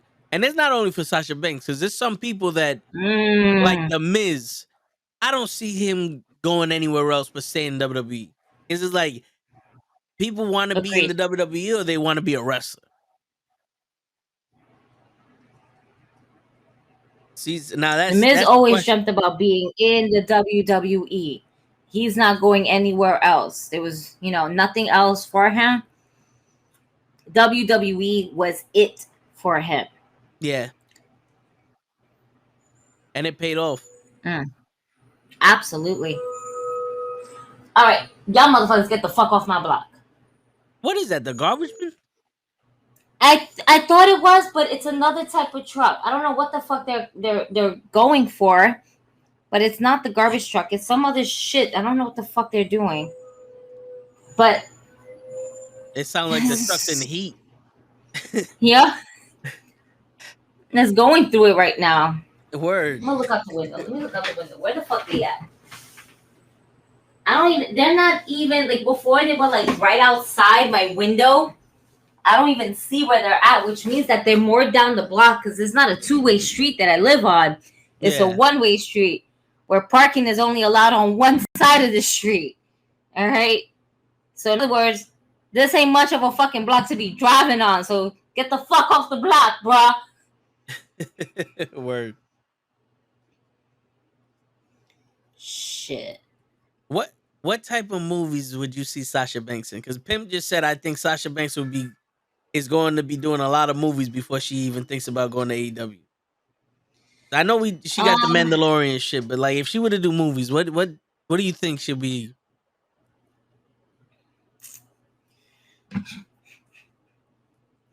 You know what's that's the saddest thing to say because I don't know. She did Mandalorian, yeah. Unless there's a spinoff for that, for the type of character she is. There could be, you know, because the woman she was under, those Mandalorians, she actually ruled the Mandalorians in Star Wars lore. And there could be like a whole thing where she tries to get back control of Mandalore or makes a new Mandalore or some shit. So there could be a spinoff there. There could be a spinoff there, but it's so tough to call out for movies because I love Sasha, but do I ever see Sasha Banks being the leading role in a movie? It was gonna have to be one of those sappy fucking Tyler Perry movies. No, God, no! Please don't do that to her. She's so much better than that. You know, like the fucking, as corny as I'm gonna make it sound, she would be the actress that would basically be the J-Lo in Made in Manhattan. It has to be those type of movies because I don't see her in a real serious role. First and foremost, I just don't see her in that. And she could be in a comedian role, or even a role where like where it's like a spoof movie. You know what I'm saying? Okay. Like I think is it called End of This? End of something with Seth Rogen and was it what's his Franco, James Franco? I think it's the end. Yeah, where everybody's getting like sucked up to heaven. Like she would be in one of those movies, like how Rihanna was. You know how like she was for a split second in that movie, you know, or something similar to like how Rihanna is in the movies that she's in.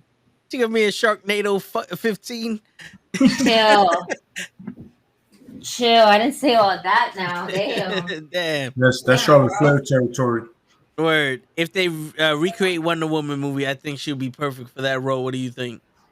Well, Lay, what about the chick that has the medallion that could be the animals? Vixen? Yeah. That's tough. That's a tough sell right there. You don't think Sasha could be Vixen? I don't. You know what? I don't know. Maybe with some acting classes, but I don't see it from the get. You know what I'm saying? I don't see it. I don't see it. I don't know. It's something about it's her attitude that it wouldn't fit. I know the comic book character, and it wouldn't fit that comic book character. That attitude wouldn't fit it at all. You know what I'm saying? I mean, that's just me. They could always change it up and make Sasha Banks to play the character like The Rock plays every other character. They could rockify it. Yeah, absolutely. It's weird. Now the podcast is starting. Yes. That's a good question, because the problem with movies nowadays, there aren't any original ones. Nope. Because I can see her in what's that movie Batista was in? Is like 2077. He wasn't in for Come on, Lade. It was a big movie. It was a remake. Harrison Ford was in it, and then Expendables? no, Oh, Blade Runner. Blade Runner. There you go. That's actually it was actually a sequel, but yeah. No, you He know, would yeah, be but, good in the Expendables if they had another one. You know, I see Sasha Yeah. Banks shooting guns and just being a badass. I don't see nice Sasha Banks in movies. I don't see her in a Waiting to Exhale movie. So You those know, dramatic roles. Those dramatic You know, roles, right? yeah. I mean, I she could- can I could- be, but I could see it. Like if they made like another Poetic Justice or like a Boys in the Hood, I could see her in some kind of role like that, just being like vulnerable because it'd be the polar opposite of her character now. But then again, every time you see a documentary of her, that was the character she was before she found wrestling anyway. Mhm. You know what I'm saying? So I could see her, being true to those kind of characters. And I could also Yep. see her shooting guns. Like Terminator 18. Yeah. I don't know. It's just like when I was thinking about it, I was like, well, what's she gonna do in Hollywood? And I couldn't come up with much. Yeah. I feel like reality TV shows. that's not Yeah, necessarily that's right. Hollywood. That's Put her in The Circle. I've seen that. Yeah. Circle. Yeah. No, great show. Yeah. Put her on a tented island. I don't know. Put her on The Ms. and Mrs. Let's see how far that goes. Alexa Bliss is on that shit this season, so Oh, is she? I Yeah. didn't even see that. because she's marrying or she's married to the Mrs. One of Mrs. best friends. Is a music Oh, producer, I yeah. didn't know that was like his best friend or something like that. Yeah, it was That's his good cool. friend, yeah. That's very cool. Yeah, not so really, but okay. yeah, the Lay just hates the Miz. Lay's like, I hate his mail. My man hates everybody almost everybody. Like he's like he hates his zip code. Like if he ever goes to fucking LA, he doesn't want to walk in the zip code. He's like, this is the last block until you reach that zip code. I don't want to be in it. I would love to tell the Miz to his face. I think he's trash, but that's another time for another story. I would definitely do it. The He's the most, Bachelorette. he's the most least threatening WWE star. The Bachelorette for Sasha Banks. Tex will be the first one on the show, and he will also be the first one eliminated. I don't think I'll be the first one eliminated. I think I'll be the fourth one eliminated. As long as you're not creepy, you'll be all right.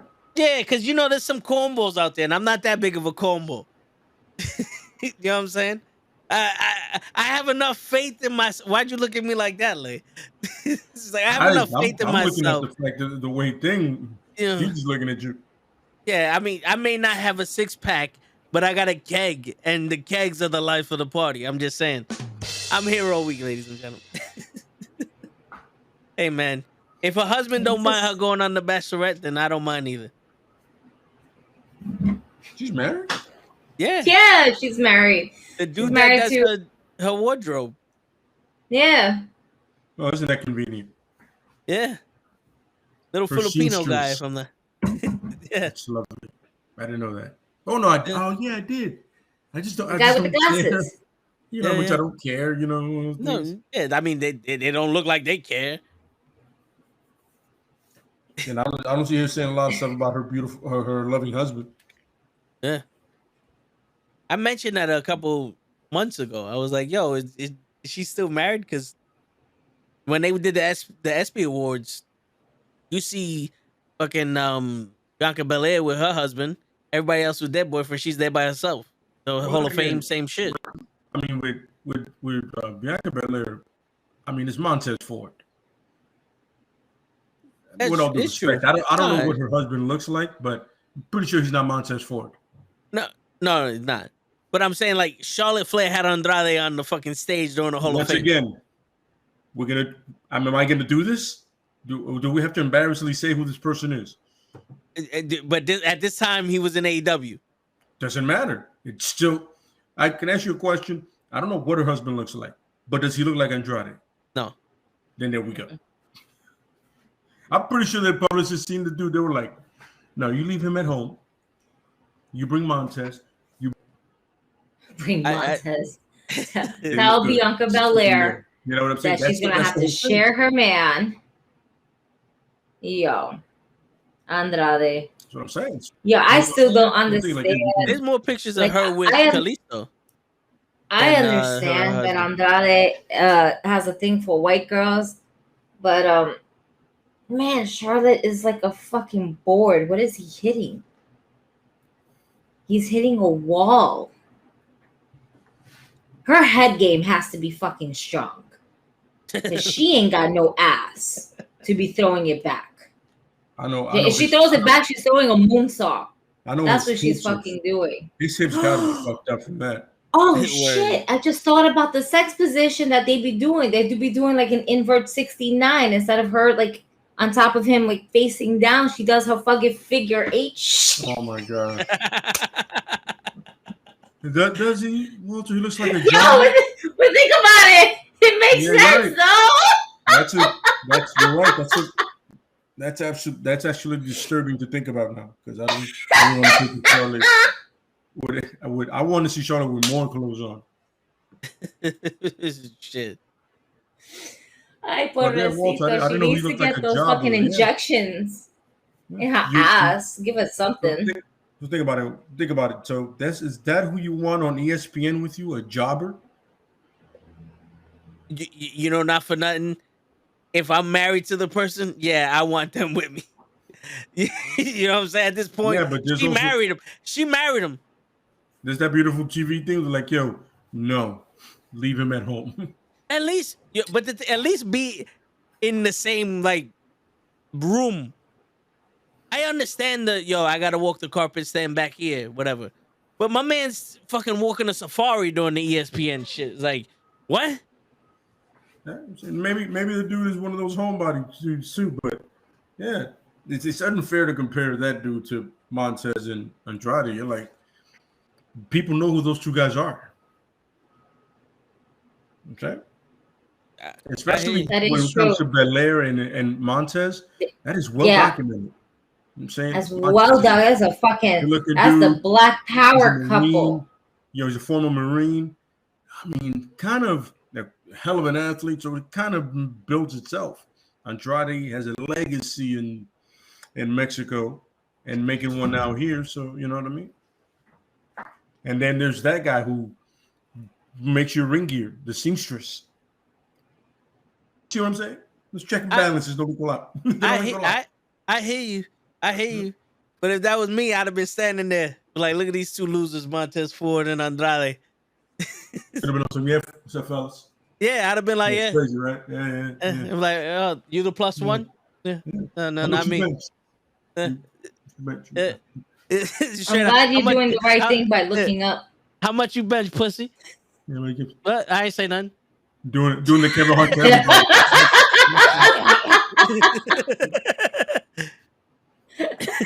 What you said? Nothing. But I will kick your shit. I kick your ass for it. What? I'm talking about the motor company. Shit. That's so funny. Well, I mean, Anthony goes, look at Randy Savage not shy showing off Elizabeth. I mean, Elizabeth was bad, son. I mean, he also was overprotective of her. Like, you saw her face, but that was it. My man, you couldn't talk to Elizabeth without him hovering over it, from what I heard. But then again, you know, back in them days, everybody was on coke and fucking each other, according to the Warrior. I'm pretty sure your mindset isn't the most positive and most productive when you're on those two things. Yeah. You know, or sane. And then not to mention from also those stories of Macho Man, he was just a coffee addict. So imagine all that caffeine just wired into him consistently, just with everything else as well. You know, obviously, you know, everything else. Yeah. But, you know, he was an overage, jealous, overprotective person. He wanted to protect, I hate to say it like this, but he wanted to protect his property, not his girl, his property. Yeah, correct. Okay. Absolutely. But there, make no mistake about it. Elizabeth was one of the first women to ever just showcase herself as a main woman without having to wrestle. Yep. Absolutely. That's why they call her the first lady. Not to say she's right. She is, and the craziest thing is that she really is not the first lady of wrestling.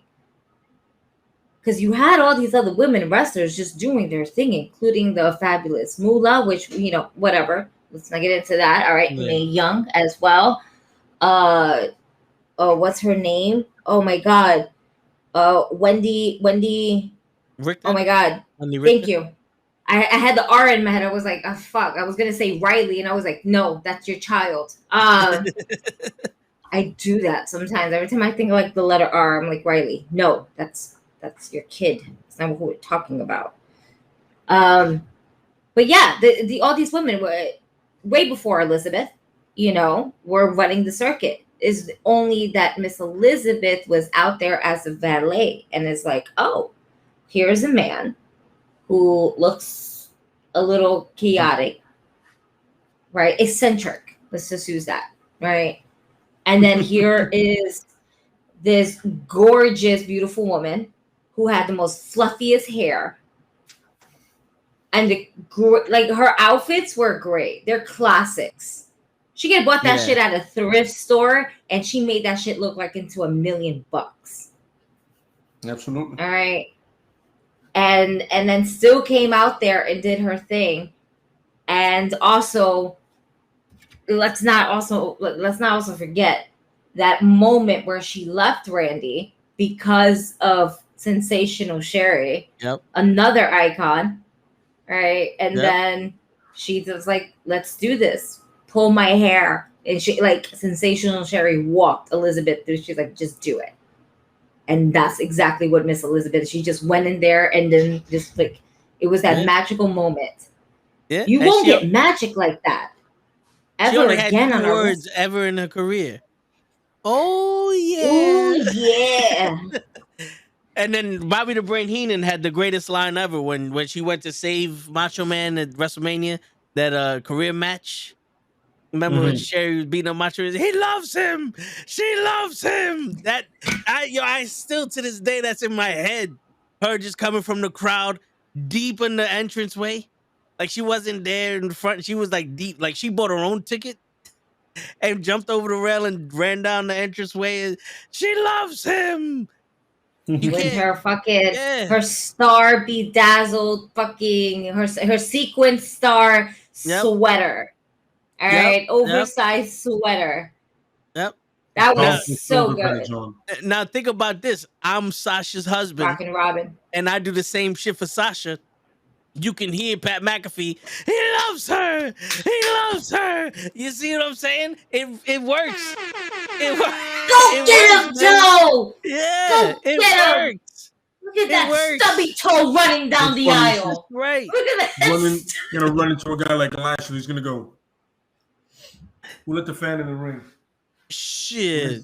What is this? Oh, fucking Michael Cole out there trying to figure everything out. When love is on the line, Lay, I can take on Bobby Lashley. All right. It's boss time. You gotta get that Coke and roids going, baby. Get that mix. Get that concoction going. So you can run out there like Warrior. Word. I think I'll be blown up just like Warrior too. Oh shit. Absolutely. Yo. Yeah. Your thing was what you said about which company sells better. I mean, the proof is in the pudding, bro. The fact that the Miz isn't important at all, just let you know. Yeah. The fact that anybody gives a flying fuck about that, they watch your show, lets you know how good this company is at selling things. You know what I'm saying? I mean, you gotta understand. And they still sell tickets to fucking suckers that go watch this shit to get one good match and 768 segments. Don't forget about the commercials. Yeah. I will say this. As a live event, let me say this. I don't see myself going to a live regular televised on USA or Fox network show. I don't think I see myself going to Monday Night Raw or SmackDown because of the experience that I know that when when we go on, they go on commercial, we all go on commercial. We all hate commercials. Let's but it's also a bathroom break for the people that are dealing with that shit. However,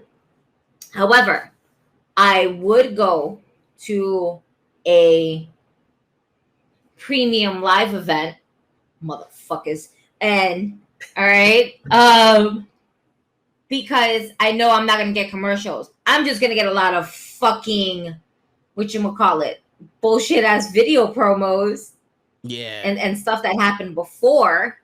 But at least it's not commercials, and the lights are not going dim, and then to go back on. I'm okay with that. And I would also go to a house show. So if they have a house show at the Garden, I'm in there. Because house show events are so much fun. I enjoy that over televised because it's really just more about a better experience. And I would rather go to a house show event. I wouldn't go to a televised WWE event, but I wouldn't also rule it out completely. So that's that. Now AEW, we're gonna have to talk about that. I would love to go to another AEW event. However, this 6-hour shit, this 7-hour shit, this 8-hour shit, bruh.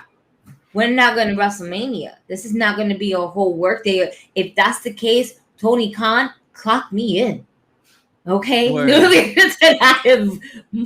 I'm here to enjoy the show, but I ain't trying to be fucking dead the next day. All right, I got shit to do. All right. Yeah, yo, that Arthur Ashe Stadium shit was like 6 hours. Okay, and then let's not forget their latest pay-per-view event. It, right? They filmed Rampage, right? They filmed Dark, Rampage, and Dynamite, and Rampage was a 2-hour event. Yeah, damn it. They were like, "Yo, that's right," because it was a special 2-hour event. That's one of those like, here, is that enough? Yeah. I go fuck yourself. Right? You can't complain about getting enough. I go, yo, bro, 6 hours is a bit excessive. That's a bit excessive. And I think they started. I don't think they started at 7. I think they started like around 6:40. Yeah. And they're setting up the whole show. The best part about it is that like for the experience that I went twice. Is with Justin Roberts there, he's literally talking to the fans, just talking, just like passing by the time, like, hey, what's up? How you doing? Just like shooting the shit while we're killing time. What else are we gonna do? Not acknowledge them? Dim the lights. They do dim the lights, and he still talks. Yeah. They'll dim the lights just a little bit. They won't make it as bright, but just bright enough so we can see where the fuck we're going. I tell you this one thing, like it's like going to a party, and the WWE is like you go to a party and they have food and you're like this food's alright. You have a plate. You go to AEW, you go to that party and you leave stuffed with extra food and like I don't even have room in my refrigerator for this. You know what I'm saying? Like one of those that party was good, but it's like you got to think about it again if you want to do it again. Like I don't know. Like I'm gonna have this this hangover. I may have to show a little late. Yeah, I'm gonna have to catch some of it. I'm so drunk with wrestling right now. I need a month to recover from this because especially like for me, I felt like forever because remember I went to the one before that, the week before that, so it was just like it was like week after week. I was like, yo. Yeah, man. Thankfully, like my cousin lived out in Jersey, so I just crashed at his crib for the Jersey event. So I was like, that lucked out for me. But yeah, nah. Again, I would still go, but clock me in if it's more than 5 hours, please. Due to New York state law. All right. If I am at a certain area for more than 5 hours, I am supposed to get paid. All right. We'll discuss prices. But you ain't gonna have me there for more than 6 hours and not get a good, decent lunch break. You gotta get that. I remember when I went to see Saturday Night Live, right? And it is that I had no idea that when we left, they pay you. Oh, they do. I'm leaving, right? Like somebody told me, yo, come through. A boy of mine, right? He goes, yo, just watch SNL. Because we had a friend of ours who's on that show. It's Cal Moon. He just literally finished his last season this season. And we went to see it, right? I'm like, we were leaving. They're like, here you go. And I'm like, fuck is this? Like, tickets to another show or something? I looked and I was like, oh, nice. Check for $150. Well, 125. So I was like, oh. On that tickets on the house, $125 or 150, I guess. It's like not a bad deal.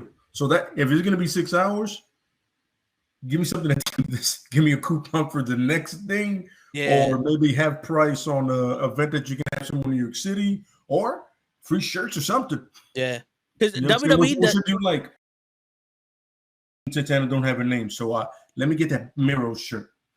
No, yeah. Give me the Malachi shirt. WWE does that for you. They do. They don't pay you, but like when you go to the house shows, they put up a commercial saying like the next time they're gonna be at a Madison Square Garden, they give you a promo code so that way you get the tickets earlier. But they're also I think like 20-30% off. You'll get a pre-sale tickets. Code. Yeah. Oh, okay, cool. That's what they'll do. I know WWE definitely does that a lot. If I'm gonna be there for that long, give me an incentive to come back. That's all I'm saying. I've been trying to get back to SNL for like a minute, but I got to find the right connection now. Nah, I hear you. It's funny because right before you go into the studio and it's mad tight, there's like a lounge place. That shit was more fun than the actual show. With all due respect, it was like, why'd you stop? Why are we leaving? The show's about to start. Okay. I wanted to stay here. Music is dope. Word. No. I hear you. I guess if I gotta go, I gotta go. Yeah. All right, if we have to leave. Yeah, Ben said that his pop said that he doesn't see Bray Wyatt going to AEW, and he thinks that he's gonna go back to WWE, and he doesn't think that Sasha Banks will ever go back to WWE unless Vince is gone. So I'm gonna tell you the truth. With the Wyatt thing, he makes more sense in WCW because they have the for his character. Agreed. They're right now AEW's trying with the House of Black, right? And some of it is clunky, some of it is a little off, you know what I mean? Yeah. But if you want to get your bang for your buck, as in the Fiend, production-wise, no matter how shitty their matches are, it has to be WWE. Like they fit the way their system fits that character better. You know WWE is Hollywood. They have it down pat. The supernatural shit, they have it. They know how to do it. Yeah. Yeah. Absolutely. They have the team to set the graphics, to set the stage overall.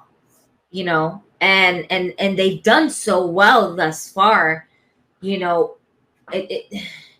done so well as being creative with the Firefly Funhouse, which was something simple, but yet so effective. Sometimes simplicity is the key. Yeah. Okay. And that was simple, but then when you enter Bray Wyatt into the Fiend, ooh, that was eerie. That was a feeling that, in all honesty, if you've ever fan of wrestling overall, as a kid, the only person that kind of gave you that eerie feeling was The Undertaker. Yeah. At that time. Obviously, we developed our creatures of night into our wrestling world. And the Fiend is a creature of the night. And Papa Shango. And Edge. Thanks. Don't forget Edge. He was a part of the Brood for 3 months. We'll take the Brood. We'll take the Brood. We'll take the Brood. We'll take it. We'll take it. Anything after that, go fuck yourself. Word. That's a good one. I like that one. So yeah, Bray Wyatt, WWE, and I would always love to see Bray Wyatt trying to bring the fucking Dark Order back into one, but yeah, I don't see that happening. Bray Wyatt has an idea and he knows he's running with it as much as he can with The Fiend. I mean, he went to Hollywood to make a horror movie. You know? He was like, I'm not coming back to wrestling for a while. So he might be still working on that as well. That whole Fiend character, you know, it's a character that he developed. Yeah, WWE owns the Fiend's name and shit like that. Maybe. I don't know. We don't know. We know that the fucking Twitter name changed. So back to Wyatt. Like what? Oh, to Husky Harris? No, Husky Harris. Nah, that was a legend. That was a legend for sure. Him and Michael McGillicuddy. Remember when I saw that, I was like, why would you pick that name? Oh man. Maybe for once in the many years that WWE has gave us some shitty ass Royal Rumbles, maybe there could be hope this year. I'm trying to be optimistic, y'all. All right. Yes, I love Bray Wyatt and I love the Fiend character and I want it on my screen. No matter how fucked up the company is, I want it on my TV screen, and the only people to deliver that type of horror is, yes, indeed, WWE. I'm telling you right now, Cody Rhodes is winning the world.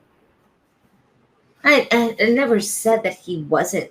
Like, I know. Maybe. Yeah. Nah. No, the Fiend would have to win. It wouldn't. Cody. Unless he interferes in the world title match, anyone but Roman. Or anyone but Brock, and then we have the Fiend versus Brock at WrestleMania. And it's funny because when Roman came back, he pretty much took the title off of him. Yeah. Like that moment, it came off, and all of a sudden, Bray forgot all about it. Yeah, because he was fired. He was let go not too recently after that. No, the Fiend came after that. He wasn't fired after that. No, he was the Fiend when he lost the title.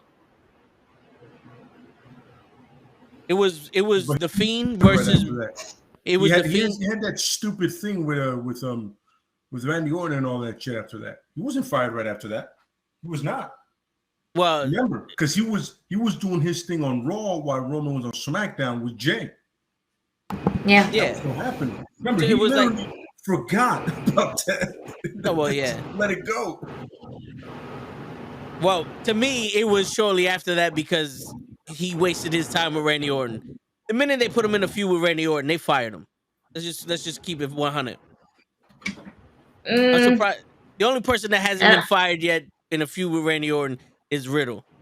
It's funny because Riddle's not gonna get fired. Riddle got that good strand. They got that's pretty much it. They're gonna legalize weed. They're gonna take a profit from Riddle. Like that strand that Riddle has. Oh yeah. Mm-hmm. Jinder Mahal was fired when he wrestled Randy Orton. Drew McIntyre fired, wrestled Drew Orton. You know, everybody. They probably had not everybody cage matches ever. Randy and they had probably one of the worst cage matches ever. Yeah. And Drew. Holy shit! I was like, how do you make this match uninteresting? Besides Seth Rollins and The Fiend, that's just next level. Because both of them were wrestling at 3 miles an hour, bro. It was horrible. They put a 3-minute match into a 45-minute segment. Yep. Be careful, they might bring back Grandpa Goldberg. At this point, I think Goldberg would have been a better choice than Brock. No, at least to have somebody different. No. I if I have to choose one or the other, I would rather choose Brock than I wouldn't choose either, but I would not choose Goldberg. Nah, at least Brock can go in a match. Goldberg is just no. Oh, if I have to choose one of the worst, I'm going with Lesnar. You think they're gonna have a match? listen, anything is possible with this. I don't think Brock Lesnar and Roman are gonna have a match. I think it's gonna be a spear fest, and Roman's probably gonna beat Brock faster than he did when he beat him last time. It would still be more interesting than watching. It would still be more interesting than watching Goldberg. No. Yes. Everybody's eyes will be glued to the TV. He's like, yo, please don't kill him, don't kill him, don't kill him, don't kill him, don't kill him. Shit, he let it out his neck. Listen, we don't need anxiety. There's too much shit already going on in wrestling. We don't need the fucking anxiety, all right? What the fuck is wrong with you? Dude. Yo, and we have Paul Heyman. Paul Heyman's great. Paul Heyman's going to do another heel turn. Why not? He's going to be the next big show. He'll turn one day. He'll turn this day, except he's always a fucking heel. That's the only difference. Oh, man. Oh, Lord Jesus. It's just going to come for... And listen, I wouldn't expect less from Paul Heyman. Yeah. He's the only man to flip from being a heel to a heel. Yeah. When it came to Roman and Brock, I was expecting Heyman on a pole match. Yeah, right? No, word. That's it. Put him in the cage. The cage above the fucking ring. You know, cage. To be honest with you, I honestly thought it was going to be Cena versus Roman in SummerSlam. John Cena versus Roman. That's what I thought. I want you to realize the silence we both have here. I know. I know. This whole time I'm watching Lay's face. Oh my god. Yo. The summer of Cena. Everybody's hurt. Drew McIntyre needs to be saved. Drew McIntyre is being saved for the race. I will only do it for the coach. They're doing it for the race. The Irish. I will only listen. I don't want John Cena. Give me Peacemaker. I want that guy. I want that guy in the ring. Let's go. I can't believe they're literally saving Drew McIntyre for a fucking country of people. Well, look, I'm going to explain to you. It's a European show, and they rarely have them. And they're going to have a title match in the European show. And that's a big deal. It is. Yeah, I get it. But it would also be a big deal whether if he wrestles him now and then wrestles him then. He had 27 fucking rematches for the WWE title when he was facing Bobby Lashley. Mm-hmm. Bobby Lashley and Drew McIntyre was looking like Charlotte and Sasha for a second. They just kept fucking wrestling each other. Sadly, you're correct. Mm-hmm. Don't you guys miss when the WWF/WWE created main event superstars back in the 80s, 90s, even early 2000s? What the hell happened? Here's my thing. Everything. The great thing about back in those days, you could believe anybody from the mid card could get a shot at something, at a champion, possibly win. Now you're like Roman, not at this point. Yeah. Had this been blue-eyed Roman Reigns, blue contacts, suffering sucking cash. Possibly. I remember the first time I saw it, I was like, when the fuck did Roman get blue eyes? That was just weird. It was during the snap. But everything else remained the same. So it wasn't even like a whole cosplay outfit. It was just his eye. It was during the snap. The Terrigen mist hit him. He came in. I remember I told somebody, contacts. Like, yo, am I going crazy or just Roman have blue eyes? You're like, yo, you right, bro. I'm like, I miss when the gene pool switched on him. When he stopped being Samoan. Most of them are brown eyed, bro. He got them blue eyes from Rocky Johnson. Yo. I was like, for a guy named Alpha, this isn't right. No. Everything was black with this shield. You ain't have blue eyes. Hold up. All of a sudden, he has gold on his chest and blue eyes. I'm like, wait, what? Yeah. And you know what the crazy shit is? Back in the 80s and 90s, WWE wasn't making stars. They just protected people. Like when you had Jake the Snake Roberts being he was Jake the Snake Roberts no matter where he went.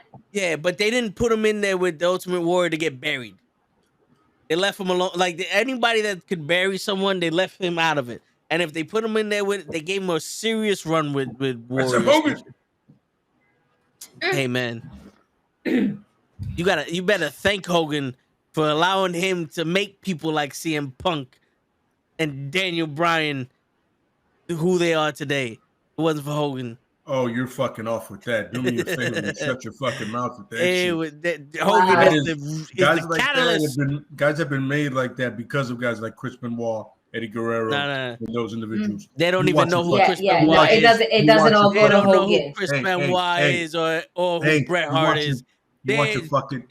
They're eating their vitamins. They're saying their prayers. They're lifting their weights. Over Eddie? Over Eddie? Over Eddie like that? Wow. That's so disrespectful. No, are you even Latino? First off, I didn't say Eddie. I said two Canadians. Huh? I said two Canadians, Benoit and Bret Hart.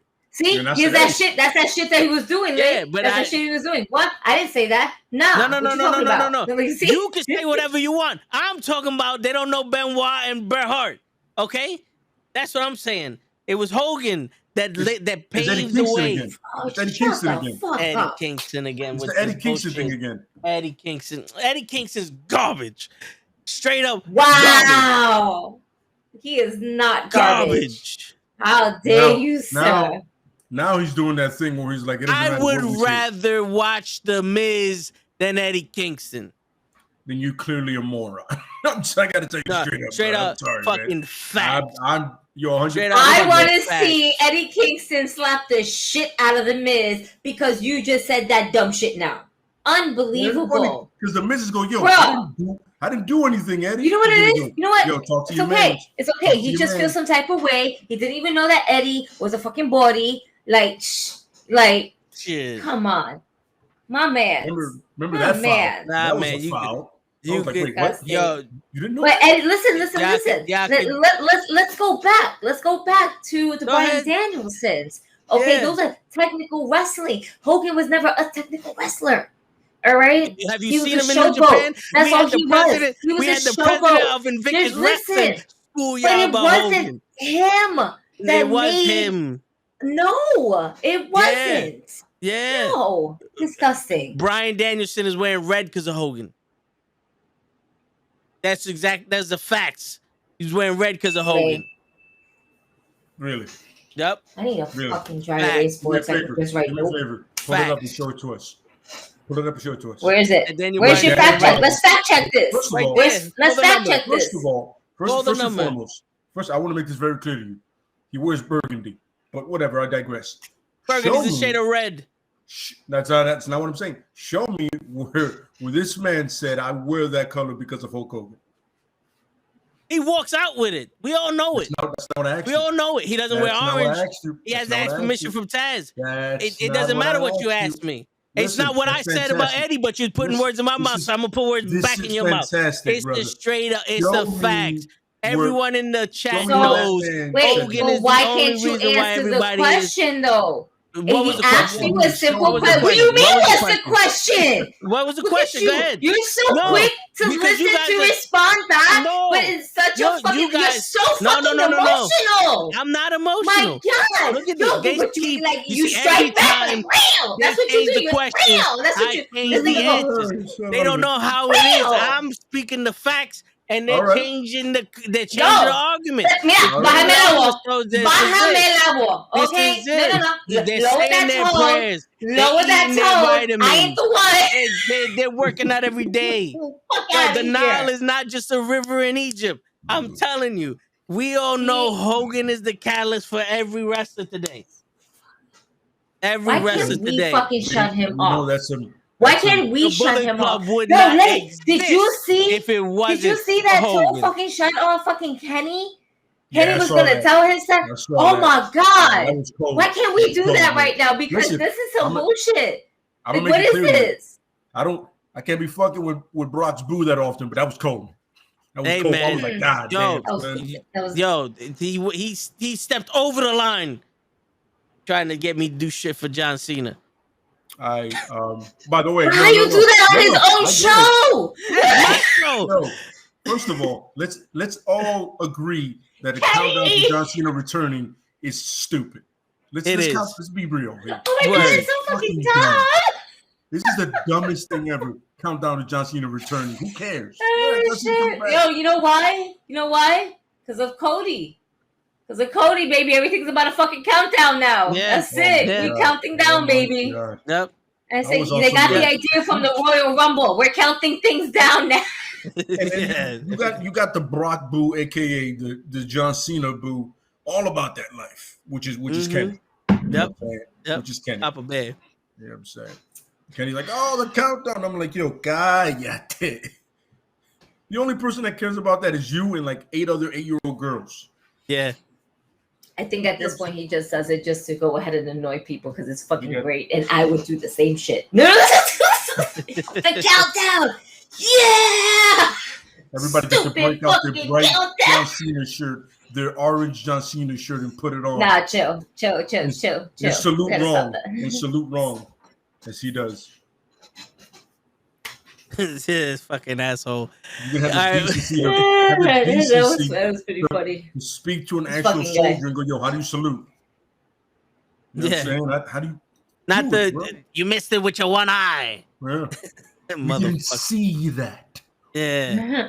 YG goes, Kurt Angle said Braun Breaker with 2 Ks is the whole package, and you see him main event as a main event superstar in 5 or 6 years, but right now he's a little bit too green. I can't fight that. I mean, first of all, he has his father's wrestling ability, like the way his father wrestles. Yeah. But he does talk like Scott. Like he speaks like Scott. So, and that's a good combination to have because Scott had the charisma and Rick had all that. Had the wrestling. Yeah. I could definitely see it. Like, you know, you sharpen his promos a little bit more and get his match a little crisper under the moves that he's going to do. Take away the spear and put in the Steiner moves. Let's get away from this. You've acknowledged that's his dude's son. Give him his father's moveset. Yeah. Yeah. Give him something a little more athletic to finish it off with. Then after that, you're good money. Your money. That kid he's gonna sell shirts by the truckloads. Oh yeah, for sure. Especially when you take the name Braun Breaker off his ass. Is that sorry? I hope that they do that. Maybe not. They have to take out Braun Breaker, but at least give him the Steiner name. Yeah. At least. Absolutely. You can Braun Steiner, whatever. Take out Breaker. I forgot what was the first name they wanted to give him, and then they changed it. Like they had a name for it. I remember saying this so often. I'm like, yo, I don't understand why'd you change it? Oh, Rex Steiner, right? That was Rex Steiner. Rex Steiner. Seriously. Rex Steiner. Yeah. And he looked like a wreck. Look at him. Yeah. Look like him is Rex. You know what I'm saying? But anyway, yeah, I can definitely see that. I mean, Kurt Angle recognized it, so you know how good he is. Yeah, but also, you got a guy right now that's on the level with Gable, and they're doing jack shit with him. Like, I think Gable could be the next Kurt Angle. Oh, Gable could have always been the next. That storyline with the legitimate son was literally picture made for Gable. Yep. And they said Jason Jordan. I said, what? Yes. I remember literally watching Raw, and I was like, what? And we saw how fast Jordan had no charisma. No. Nope. None. But my man Gable comes out and just goes, shoosh, and it's over. And apparently it sells pretty well. I was looking up. Apparently it's a good selling shirt, like the shoosh. I'm like, yeah. I bet. I would get it. Over? Yeah. I would get it. It's so funny. You know why? Because what they're missing the point is when you give something like this to Chad Gable, just like the New Day, he's gonna fucking run with it. Look at Shorty G. We made something out of Shorty G. And he ran with it. And you I know hated what? Shorty G, It though. got over, and we all did. But you know what? It got over because we actually liked the guy. Yeah. You know what I'm saying? Like, he actually tried to make it work, knowing it was a shit gimmick. All right? Just like the beginning of the New Day. Shit gimmick. But they found a way to make it work. He was finding a way to make Shorty G work. And then they were like, I guess they, people came to their senses. They were like, nah, we're going back. I'm not Shorty G. My motherfucking name is Chad Gable. And I'm Word. ready, willing, and Gable. That shit was so fucking trash. It's like, Bo, leave. Yo. I believe. Yes, you do. No, it's Yeah. like, why is it like this? Yeah. 2 thumbs up. No, All the way no up, one can believe running around the this. ring. Gotta be on some- No, running around the ring on top of that, like, I forgot. He was gonna wrestle somebody, and then he did the lap, and the dude goes, "The fuck is this? It's not a wrestling match." Yeah, man. Yeah. but they ran with it. That character was Bo Dallas's character was better with the Bo leave on NXT because that shit did not run well on the main roster. Nah, it didn't. And They it never did, but met it ended up well. hitting well at NXT because it wasn't supposed to make sense. But whatever. We once you get to the main roster, the dreams get shattered. Tyler Breeze. Tyler Breeze was the hottest thing in NXT, and then he came to Ah. the main roster and instantly. But you know what's funny? Instantly. Tyler Breeze should have worked for it. It should have worked in every possible way. Yeah. The man was about selfish. At that time, that was the big thing. You know, he had the stick. He had the look to him. He could actually wrestle. He's actually good on the mic. And you're like, all right, this is good. I like this. All of a sudden, how did you fail this man? He If you, literally in gave all honesty, money to print. Tyler Breeze to me always gave me this. If you take Shawn Michaels' sexy boy looks without the mullet, but his nice pretty boy looks, with the oh my god, I just had Rick it on Model top of my Martel? phone. You can put that in there as well, but more of a Dolph Ziggler. Because he had kind of like a Dolph Ziggler, and he sold the move so well, like Dolph Ziggler. Because if anything, Dolph can sell the shit out of a fucking move. That's why I always appreciated him. But Tyler Breeze did the same. You literally infusing Rick Martel, Shawn Michaels, and Dolph Ziggler. Mm-hmm. With that Dolph Ziggler charisma, like when he was winning Money in the Bank. Dolph Ziggler. Like that hot Dolph Ziggler. And you get Tyler Breeze. The crazy shit was his first opponent was Dolph Ziggler, and that's what killed him. Because they just want Dolph Ziggler over. It shouldn't have gone that way. Yeah. It was almost like, look, we got a cheap ass Dolph Ziggler. You guys like him? And the crowd was like, no, we don't like cheap ass versions of your wrestling. Instead of for just having That's like a the real thing. But also, Dolph Ziggler needs to just stop bleaching his hair blonde. Can we just go? Can we just stick to brown? Can we just go with his natural color?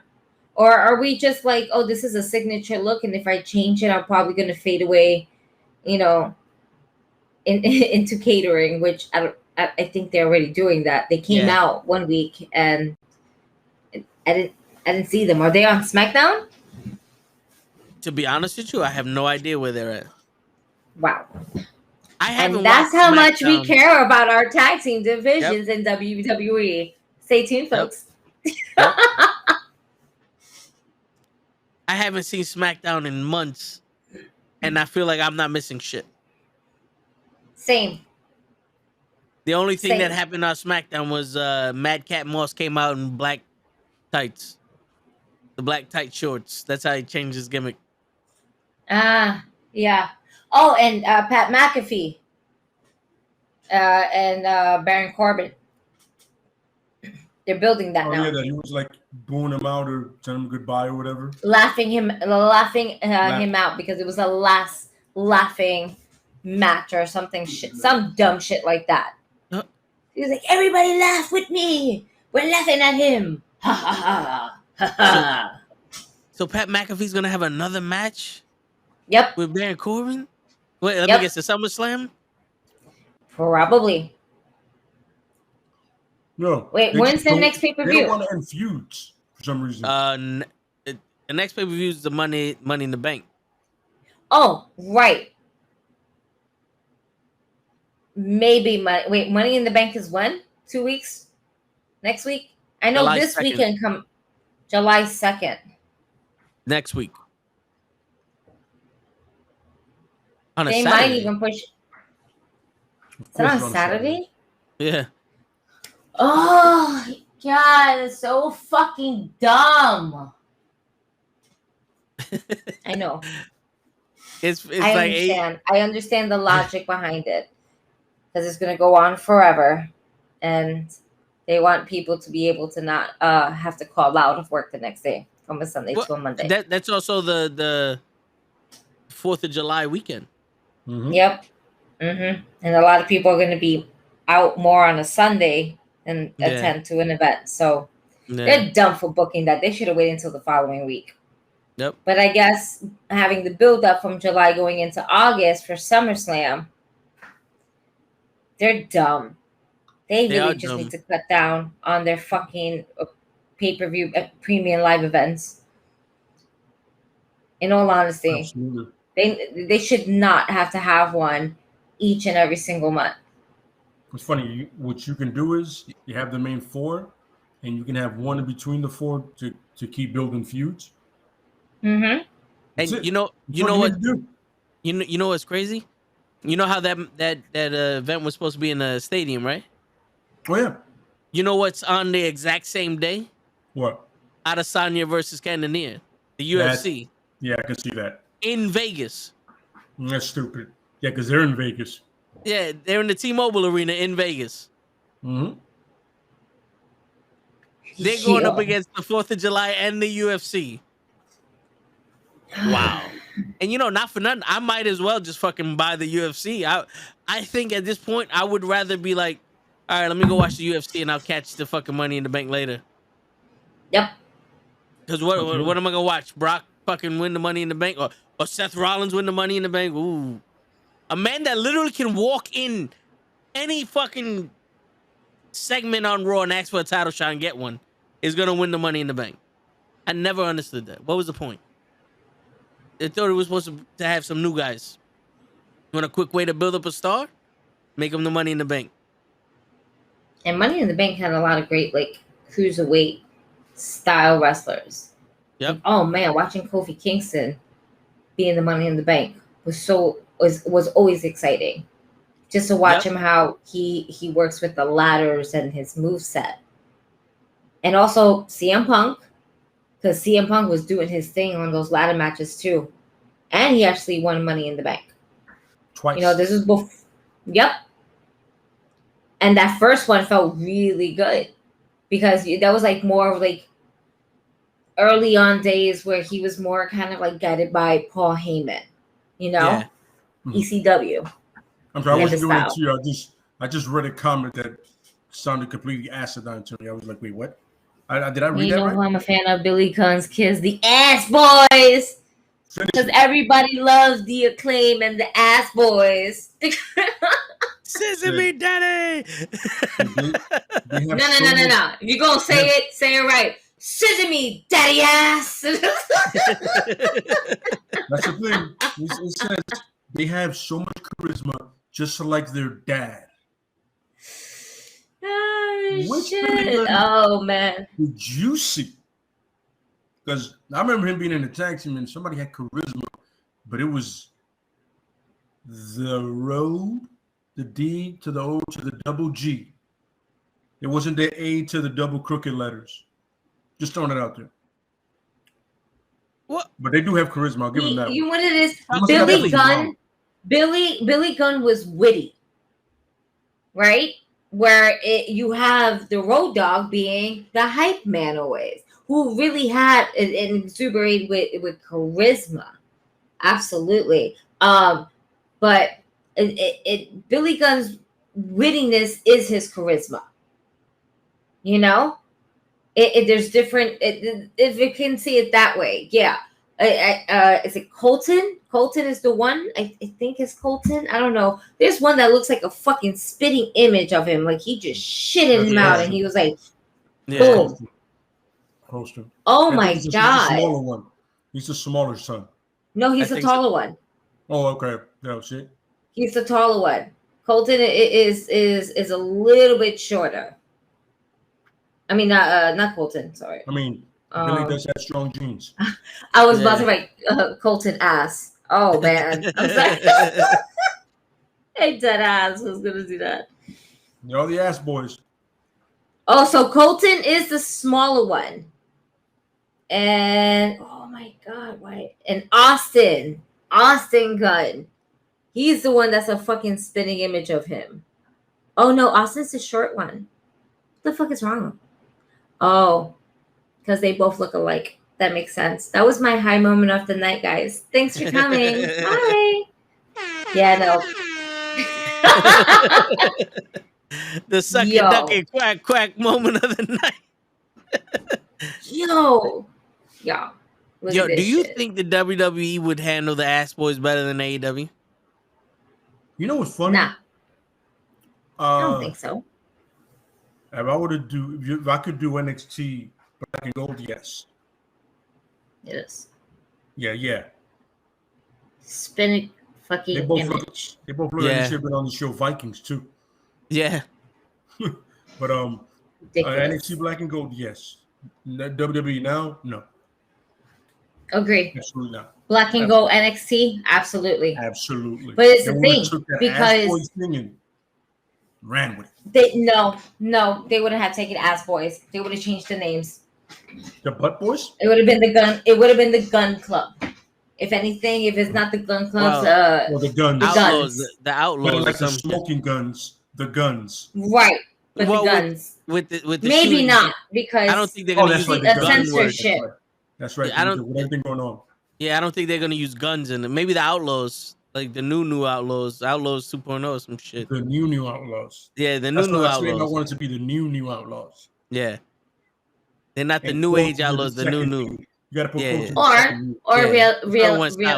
reality is that they won't even use anything in reference to their daddy because God forbid we should go ahead and do things and pay homage to the legends that have paved the way for them. They probably would have been called the Pistol Whips, the young smoking guns. Shit, nah, but or the new smoking guns. You know how much that works. Yeah. Oh, the new ones. In front of it. Yep. It's the new thing. Mm-hmm. Before it becomes old, it's a new thing. So apparently, there's news that Triple H is back in charge of NXT. I read that, and God bless his soul. He's gonna have another heart attack. He's gonna have another heart attack. Oh my god! Oh, I'm so. I'm happy and I'm scared because I think. Yeah. What did you do? I had it working. What did you do? I was making them all in. I have a heart attack and you destroy everything I did? You don't think he's gonna fall in love with Tony Mamaluke or whatever that guy's name is? Tony D'Angelo. Here's the sad part about Tony D'Angelo. He is one of the most charismatic guys in the thing. That's a problem. Yeah. That's a problem. Yeah. The he's guy great. His wrestling is questionable, but his charisma. Yep. You know what I'm saying? Charisma. Like when he's on the mic, you pay attention because you're like, he's interesting. But to me, his biggest selling point is Carmelo Hayes to go there. Carmelo Hayes and Cameron Grimes. Oh, and Solo Sikoa. Oh, shit. Hold up. We have about, a little less than 30 minutes, but we'll extend the show for the show. Wait, what happened to a spectacular entrance that what is this? You lost the beard, so you lost the effort. I'm tired, wow. man. All right, I got you right now. You know Ladies and gentlemen, boys and girls, children of all ages, the Nukkle HeDD Network proudly brings to you one half of the tag team champions of the world, the show enough Jesse James. The toe tag Billy Gunn. The new. Hey, Knuckleheads. Ladies and gentlemen, it's The new age knuckleheads. There you go. You got 2 words for you. Well, fuck yourself. Fuck yourself. No shit. no. Wait, it was 3 words. I forgot what my. Yeah, Well, but it's not 3 words for you. Go fuck yourself. Here you go. I thought it is 2. That's knucklehead logic. Yeah, it's true. What's going on, ladies and gentlemen? Hey, Children. How you doing? Into a conversation. Children are What's awake. going on with you? Yeah, what it be, show? Getting home, about to eat. What we normally do. I'm gonna have my little box of mud bunk or whatever it's called. Oh shit. Bruh. Yo, show. It took you 35 seconds. It took you 35 seconds to get Olives to go. Listen, 35 seconds, man. I just got here. Let's start getting the clips. My God, that was fast. I was like, wait, what? I got the rest of my clip. I got you.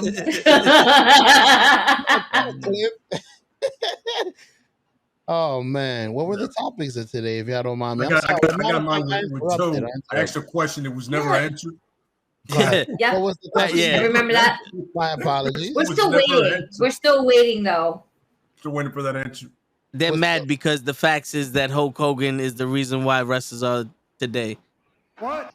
That Daniel Some Bryan have looked to up to train Hogan. rightly. What he just said. To talk shit about you, not only because of your hair and your shortness, but because of Hulk Hogan. Thank you. Mm-hmm. So you think Hulk Hogan influenced everyone? Him?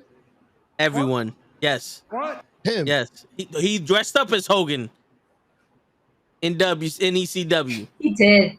Bruh. He did, but that was because a big fuck you to WWF as well. Yeah. It's funny because he took the sleeve off his shirt and put it on his head. So I was like, that's good. That's good. That's good. And it's funny because he only wrestled like 4 matches. Yeah. And then he went to he went to that fucking company. He did it. He did a fucking company. He did it.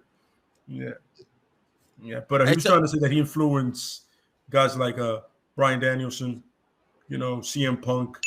When CM Punk is going on the record and say, fuck Hogan. But But then he said that Bryan Danielson wears red, which is burgundy that he rocks, because of Hogan. I said, show me where he said that. Facts. He said, I said, show me. And those answers, that question never got answered. No. Why you keep pressing? There was nothing. No, if you haven't shown anything. Because he's we all know it's fucking fact. Stop. I want you to realize Joe is making logical sense right now. Joe is making logical sense. Get the fuck out of here. I'm tired, but when I'm tired, my brain works better. I'm sorry. Damn, that didn't even sound right. So we was talking about Triple H taking over fucking NXT again. Yeah, getting control back of NXT. So. What? Yeah. Does he have the heart for that? It's funny because that's a good one. That's a good one. That's terrible, but good. Yeah. I'm saying that he's gonna have another attack once he sees the way the show is done. Like once he watches the whole thing, he's gonna go, "What the fuck, man? I had it figured out. These colors. Who changed the colors?" That's the first thing he goes, "What is this? Put a glass railing on the this. hippie blow up in here. What the? My heart." Was this the plan? You was trying to get rid of me? You trying to kill me? Oh man. You ain't inheriting this. Get rid of it. My man said out. Who? Father-in-law and son-in-law. Or is it son-in-law? But I hope Triple H is the son-in-law. And McMahon. That better be Butters, baby. What? You do know who he's married to, and you know who her daddy is, right? Everybody. Listen, I think Father's Day. Wait, did she even post anything about Father's Day? You know what? I digress. Hell no. I mean, You know what? Continue. Now, what Joe's reference made perfect sense. That made perfect sense. I'm thinking about that better be, because we all know Vince and his storylines. Better be Brothers, baby. Word. Not McMahon. Levette's. Word. All Levette. All of that. This is me talking to you. All of By the that. way, that's a really white name, Levette. Yeah. So Now we know where he got the nose from. Hunter Hearst Helmsley. Yeah, but I thought that was like his real name. No, that was his wrestling name, Hunter Hearst Helmsley. Then they started calling him Triple H. Like Arn Anderson is double A. Arn Anderson. Is Arn Anderson his real name Arn Anderson? Well, not Arn, but at least Anderson. Something Anderson, right? That's his name that we call him. His mama call him Arn, so we gonna call him Arn. No, I'm saying is his real name anything with Anderson in it? Like, no? I don't know. I don't give a fuck. Okay. I mean, his son is Brock Anderson, so Hey, we're gonna go by. Maybe that was the Brock that was supposed to debut yesterday on Friday. Oh my God. you see how I put it all together? I'm a genius. Arn Anderson's real name is Martin Anthony. What was the Rude.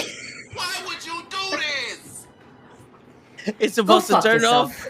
It's supposed to turn off when I press it again. I don't know why. Every fucking time. GG, that wasn't me. Look, I got my hands full. No, I know. It's not you. I know you eating. You already said it was not you. I don't see you fucking around with it. You fucked around with it. I know it's this fucking guy.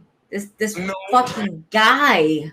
Unbelievable. And who's ducking Lay's question? Yes. I just want to see he's the looking clip. at the computer. I see him.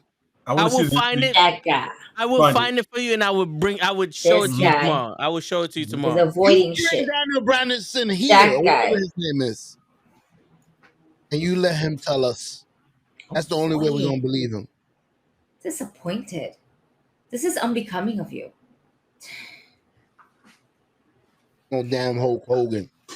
My man is 5'7". Why I'm would here I for you, ever compare Lay. myself to somebody that's 6'8"?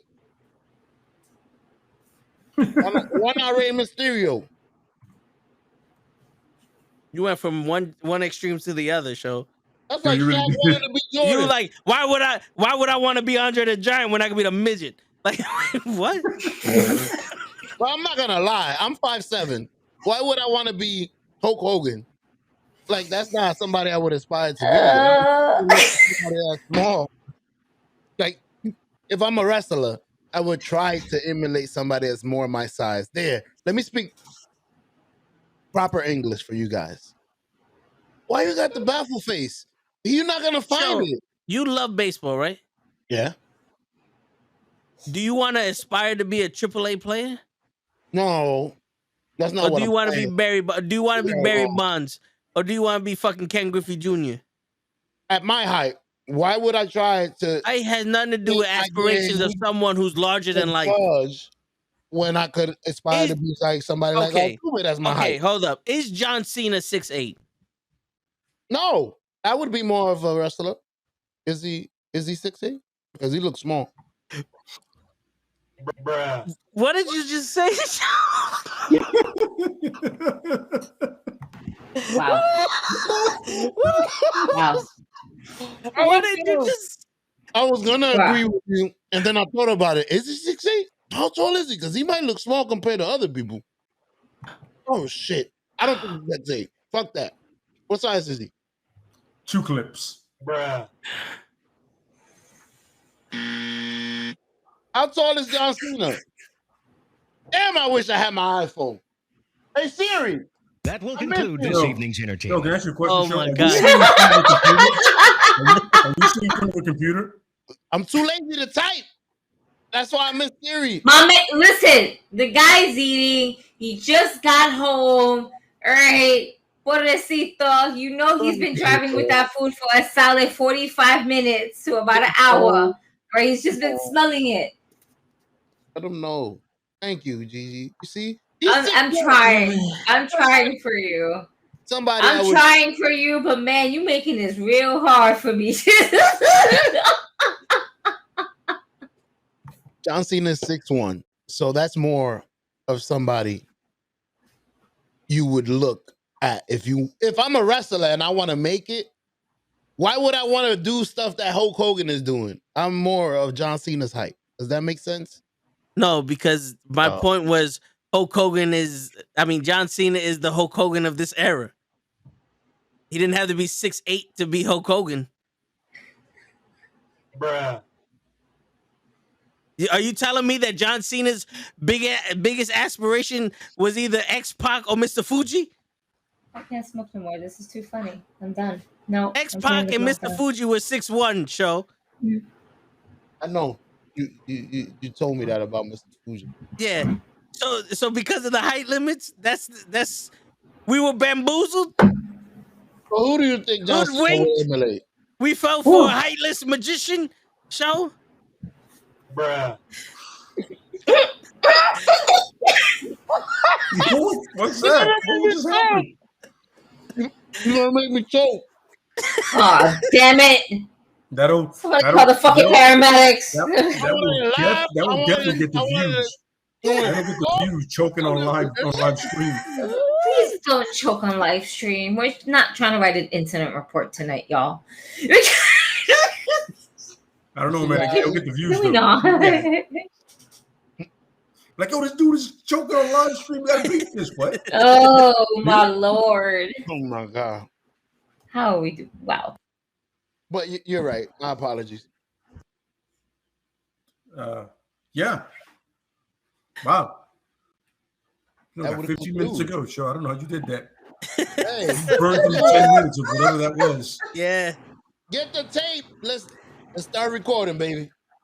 The show has begun. 2 hours and 40 minutes ago. I was about to say that.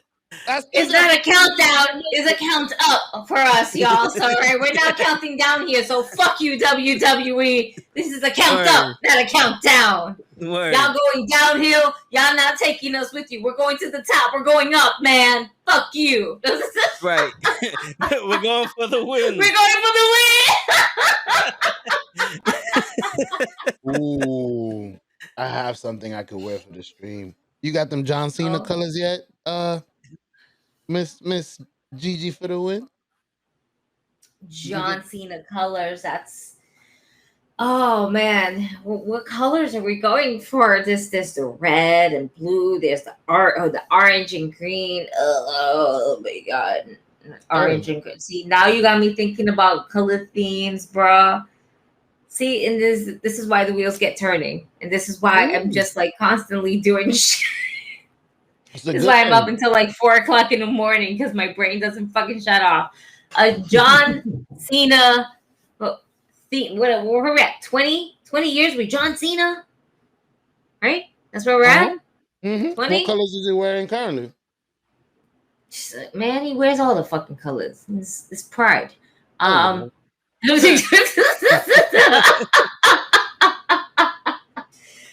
see. You got the green and the blue. Which green and blue, I like that color theme. Let's be real. I just don't like his shirt. The orange and the green, and that I don't know. That's massive. But it wouldn't be a bad one. The orange is nice. I think I did one that's more like kind of like New York Knicks type of colors and stuff like that. So I have something, but to have something like that bright, that means the back of the shirt has to be a bright John Cena color, and then the rest. So that's the thing. That would be dope. Shit. Fucking the first bright ass John Cena. First one. Let me know. That's for me. Pato. I'm wearing that to go in the show. You are no longer invited. And he's gonna delete me. That's it. You're never gonna bring me in the broadcast. Nope. Good night, show. Oh, there. See, yo, Lay. Damn. See this? Just like Kenny. Unbelievable. Yo, we next, bro. Fucking rules here, all right? Next, bro. We next. We got fucking Listen. rules here. Hey, Matt, awesome. Would be awesome to get one of your chancletas. You just let me know the price. I got you. I need a lot. Well, correction. I don't need. I am currently purchasing for my child who needs a chancleta from all the doñas and all the abuelitas in Puerto Rico. And yeah, then it's over for you, man. Listen, I can only just be her provider as I always am. So, she's a good kid, so we got to give her with the blessings. And she doesn't ask for much. She just asks for chancletas from Matt Awesome. So I think we're just going to have to get them because, it's only right. It's for the kids. It's for the kids. Think about the kids. GG for the win, chancletas, baby. On the way. That's it. That's it. We selling everything, baby. We'll take you to Puerto Rico, get it blessed, and go to church with a Puerto Rican flag under. The TSA is gonna look in the back like, why do you have 80 pairs of chancletas? Oh, yeah. I'm going for the win. That's it. How did you collect? How did you get it? Simple. We went to the cemetery and we just walked around like, abuelita, mama, doña. Okay. Oh, thank you. You understand my pain.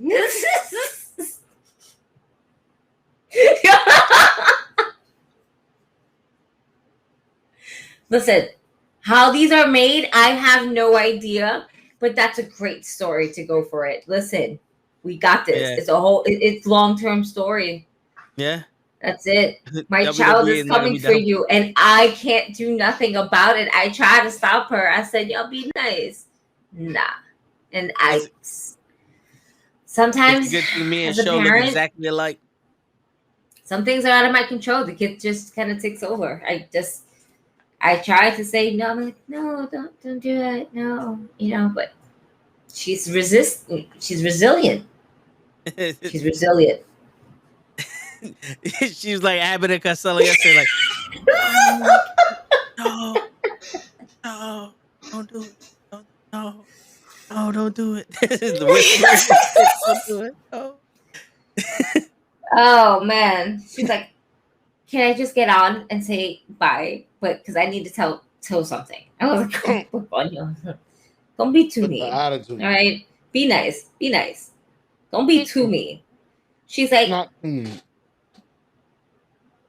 okay, not too mean. Okay.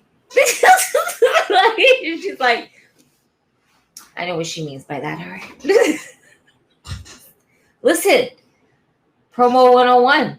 That's it. She's just, you just happen to be her guinea pig. I guess so. I'm her inspiration. We gotta start somewhere. That's it. Shit. I'm her Hulk Hogan to Daniel Bryan. What? No. Like, my own fucking sound effects. Fuck you.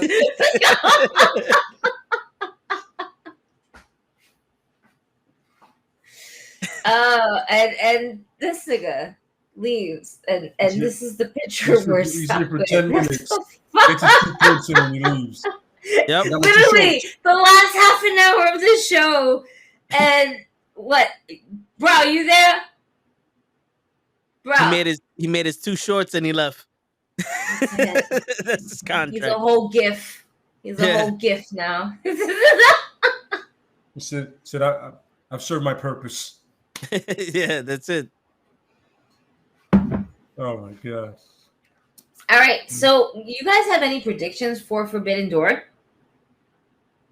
The only one I can think of off the top of my head is Okada's winning, as he's leaving as the champion, as the IWGP heavyweight champion. On the line. I don't think the title's on the line in the tag team match. No, it's a fatal 4-way. It's a 4-way. It's a fatal 4-way. Winning there though.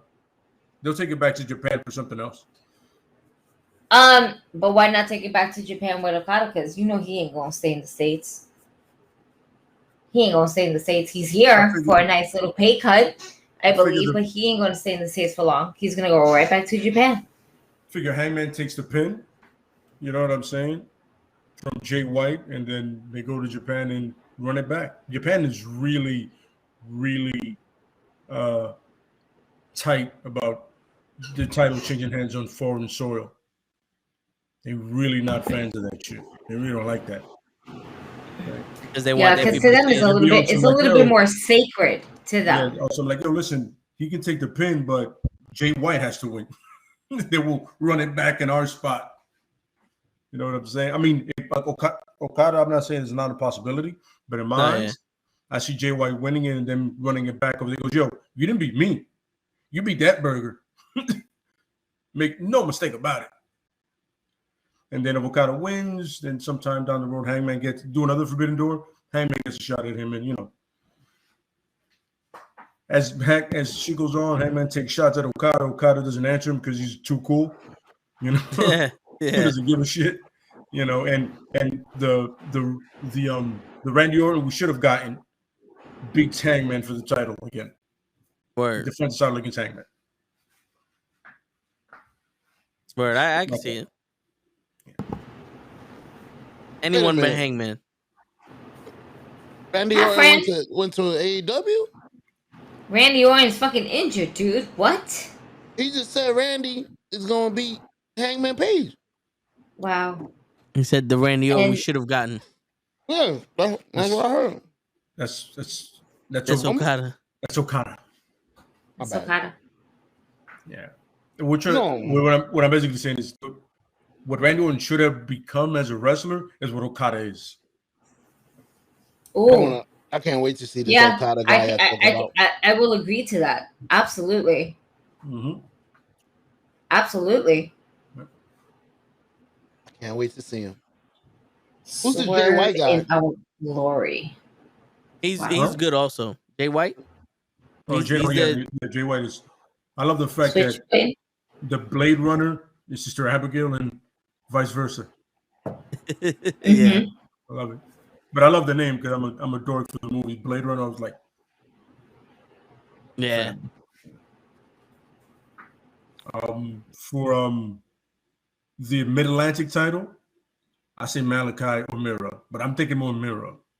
Yeah, they're building him up to be champion. Yeah. He needs to be champion.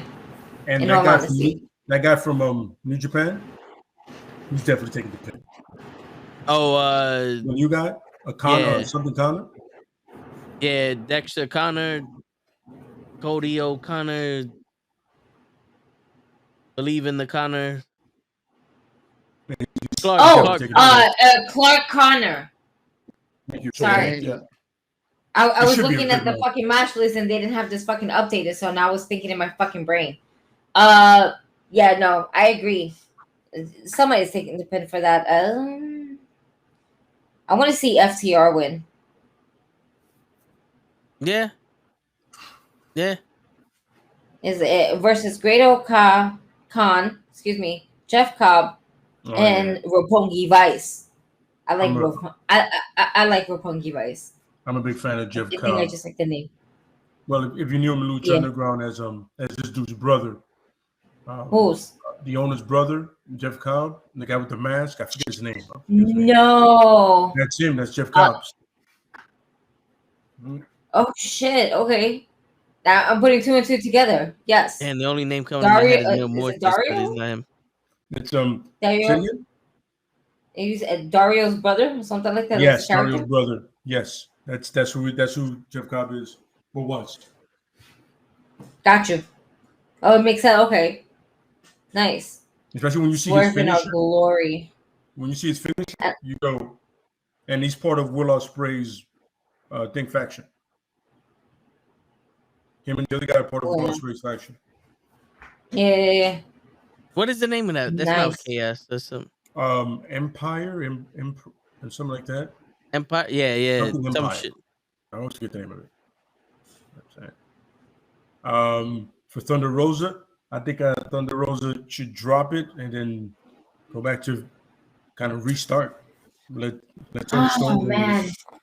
Yeah, but So Tony Storm does not get a reaction during her matches. What? this is the thing. Yeah, I'm torn between this. I don't think Thunder Rosa should lose. Not for nothing. Yeah. Make her title range. Granted, it is so still early on, where you can actually turn this around. Her promos, they need some work. They really do, because she doesn't fumble over her words, but I think she gets so excited and just trying to get the promo. But the one thing I notice is that every time she gets a promo, somebody is cutting in.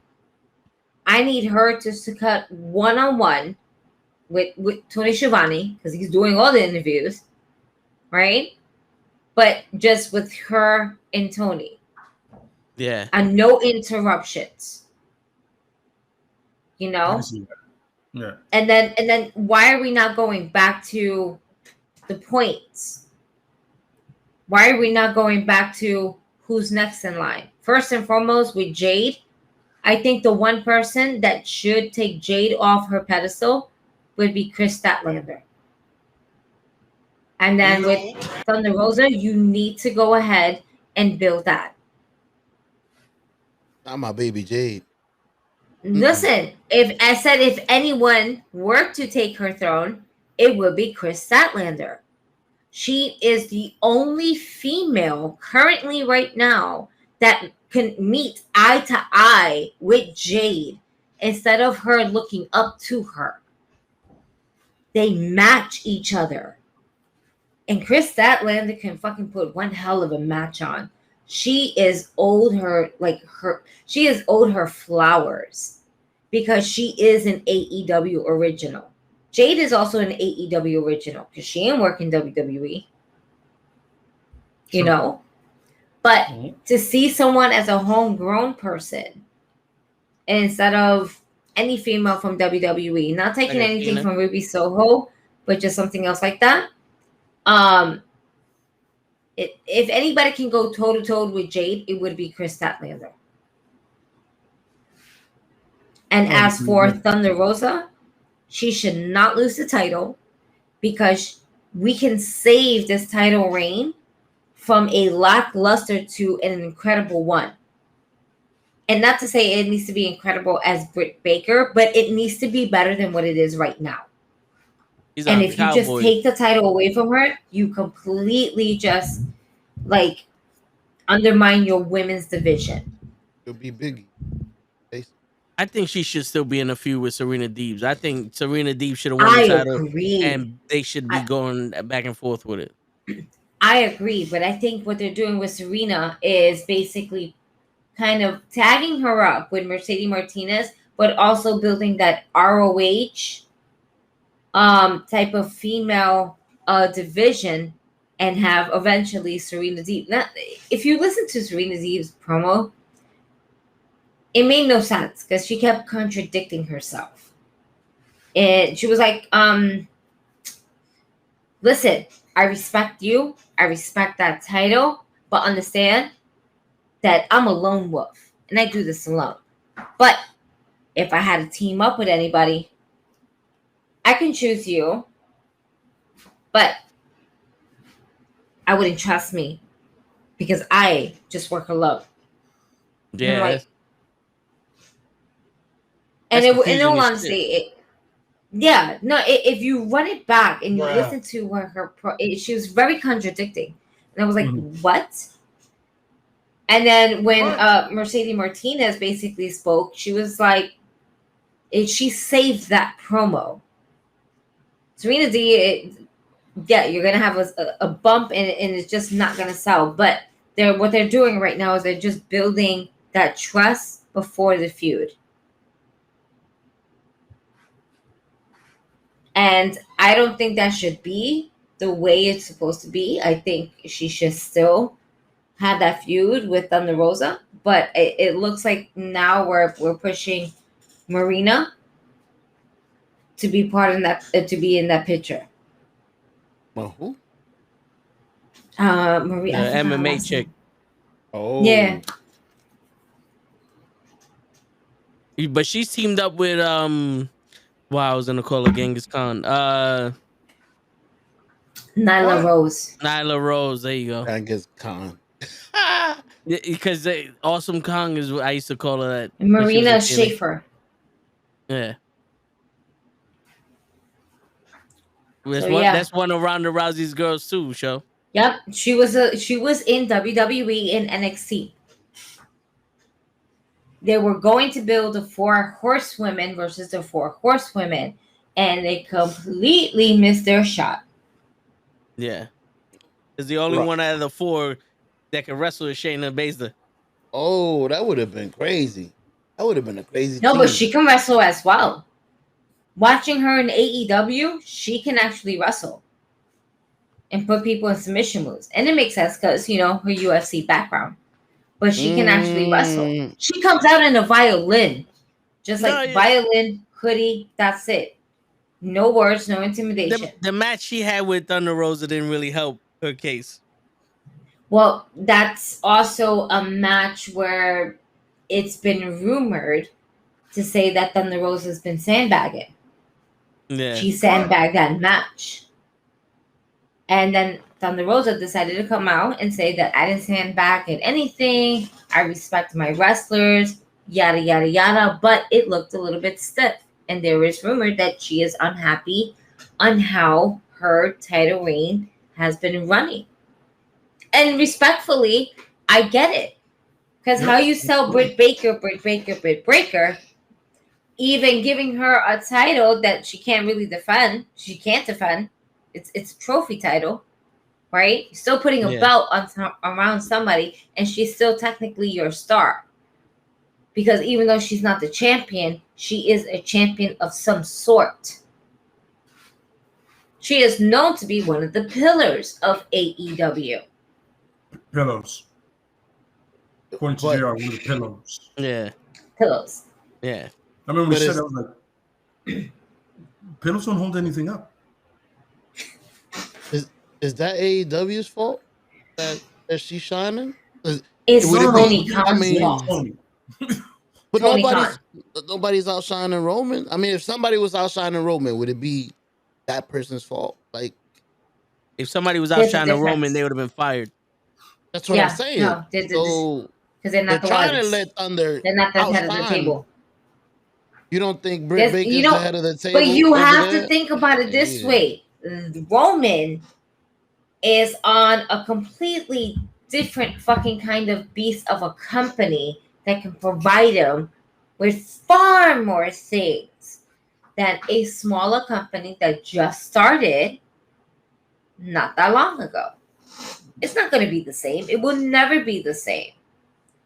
Maybe one day we'll get there to be something like the WWE 2K22 fucking career game where you're building you're the GM and you're building your arena and your fans and this and that. It still takes a lot of money and not for nothing. Even though Tony Khan, it feels like he has an unlimited budget between buying stars and cocaine. What? You heard me. I mean, your eyes don't get that wide. There's still a budget. There's still a budget. Mm-hmm. And if you can't, if there's a negative instead of a plus, there's a problem. Yeah. But the thing is, is this: Britt Baker, when she was injured, they gave her plenty of opportunities to be out there and handle her business, and she grasped it and she took advantage of it and she ran with it. They gave her the ball when she was hot, and, when she was ready to go. They're giving the same opportunity to Jade. She's running with it. They give the same opportunity to Serena Deeb and to Thunder Rosa. It's not working out. They give the same opportunity. They gave the same opportunity to Ruby Riott. It's not working out. But it's so lackluster because they're not building anything. It feels like a short-term build. We're always talking about, this feels like a long-term build and everything like that with Tony Khan. But if you notice, it was a long-term build. Is it now a long-term build? Not so much.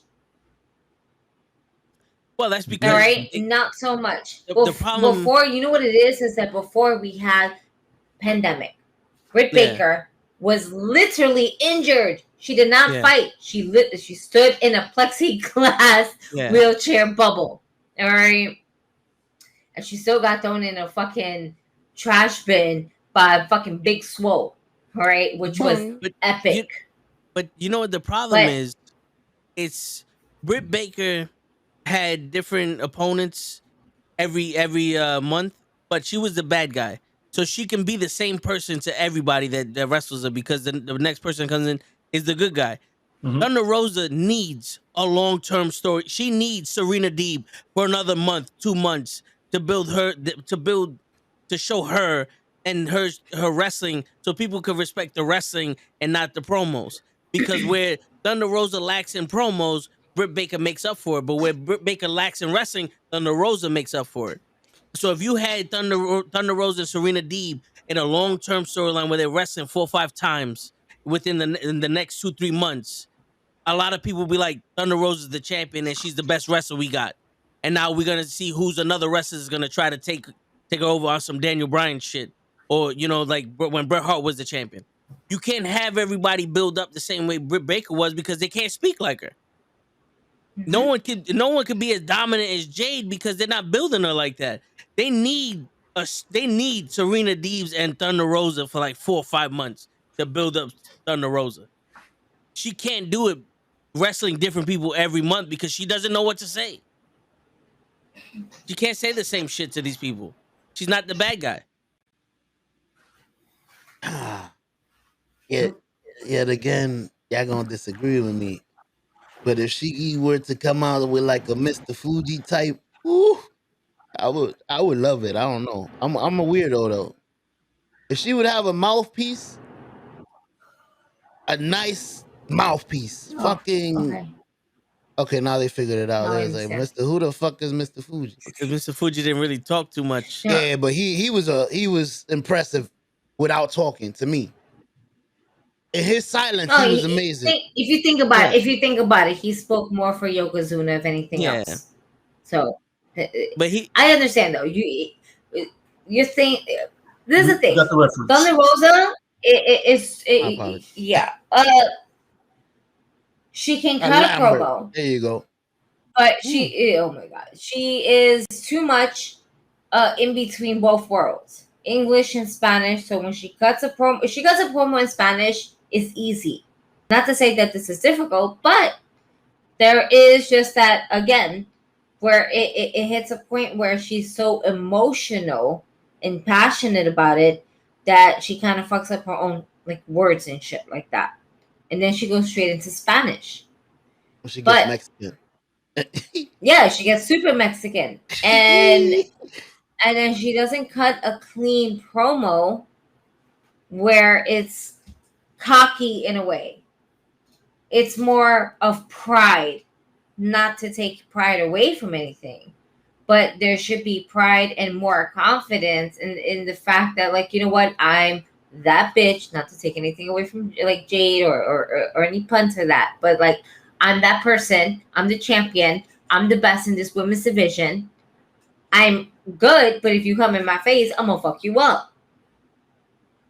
She just gives that, you want something? Come get something. I'm right here. I'm the champion. Who's the next one to step up? Orale, ese, and that's it. Like, yo. Yo quiero saber quién tiene los granos para salir aquí a pelear. Something Who's weird, ready? nice. Two-Face. Yeah.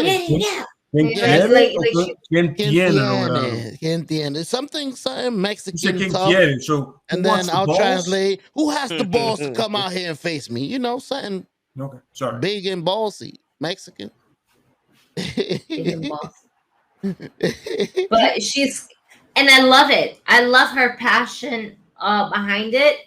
But when you're the champion, it makes it feel like as if you're the person that's challenging someone as opposed to getting someone to challenge you.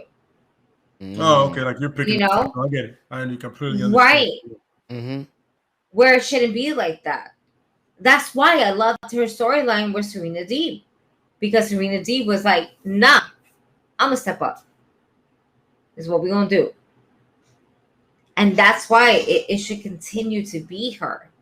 Like, there shouldn't be a shift into plans of going to ROH. But there's the thing. When you have too much on your plate, you realize, oh shit, I need to build up this division as well.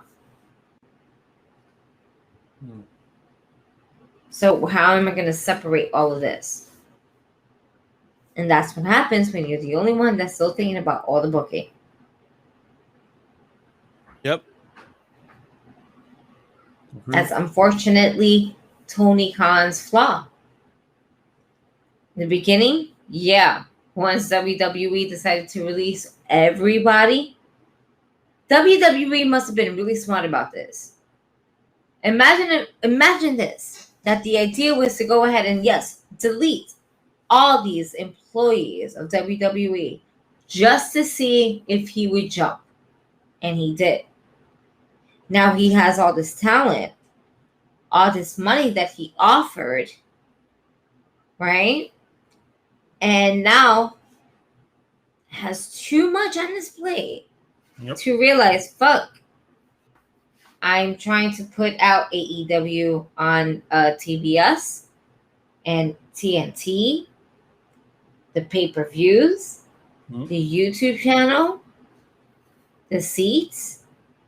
What? How am I going to showcase all of them? Finky Kazarian is literally the MVP of AEW Dark. Real talk. If you look at the man's fucking records, it's outstanding. Outstanding. The Acclaim every once in a while. You know, this is the thing. They record Dark and Elevation to either in the city they're in for doing a fucking Dynamite, and they'll just use that, or they'll just do it in their Universal Studios if they're not moving anywhere that week. And those who live in Florida or around that way gets to showcase, and the matches are like that. They have an entrance. They're the ones that's winning. Yeah. If you're winning in the ring, it doesn't go the other way. It really doesn't go the other way. If the wrestler has an entrance, that wrestler's winning. And it don't matter if your hometown is in Universal. Nope. If you don't have an entrance, you are not winning. If you win, it's because they're ready to take you in. If you don't win, you ain't in. That's the realest shit I can ever say. Yeah. Because you see it every single week. And there's always the originals. Kip Sabian is always in the front of the fucking audience with his fucking box over his head.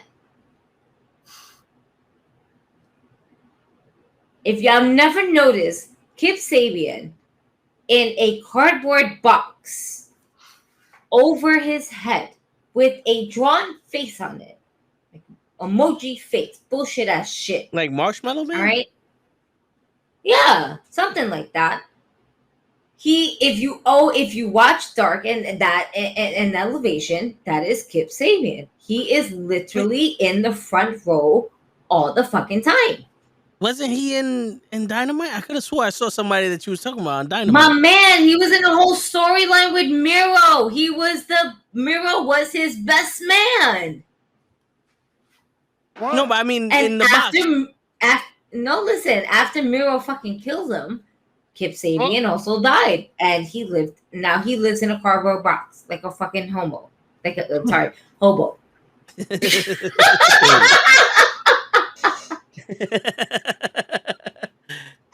What? It's pride. Hey. Don't forget your Lana bracelets. Word. Puerto Rican Juan. What's up, peeps? Sorry I hasn't been in the comments. Been home in Puerto Rico for the past 2 months. This is the last night. I'm going back to New York, and I don't want. I don't to read blame too you. much. Oh, I don't blame you. Ooh, I don't blame you. Puerto Rico. I don't blame you. That was Still over there beautiful. having fun. I wanted to have at least, in all Oh, honesty, maybe 3 Yeah, more well. days there when I went there on some real shit, just to enjoy days. And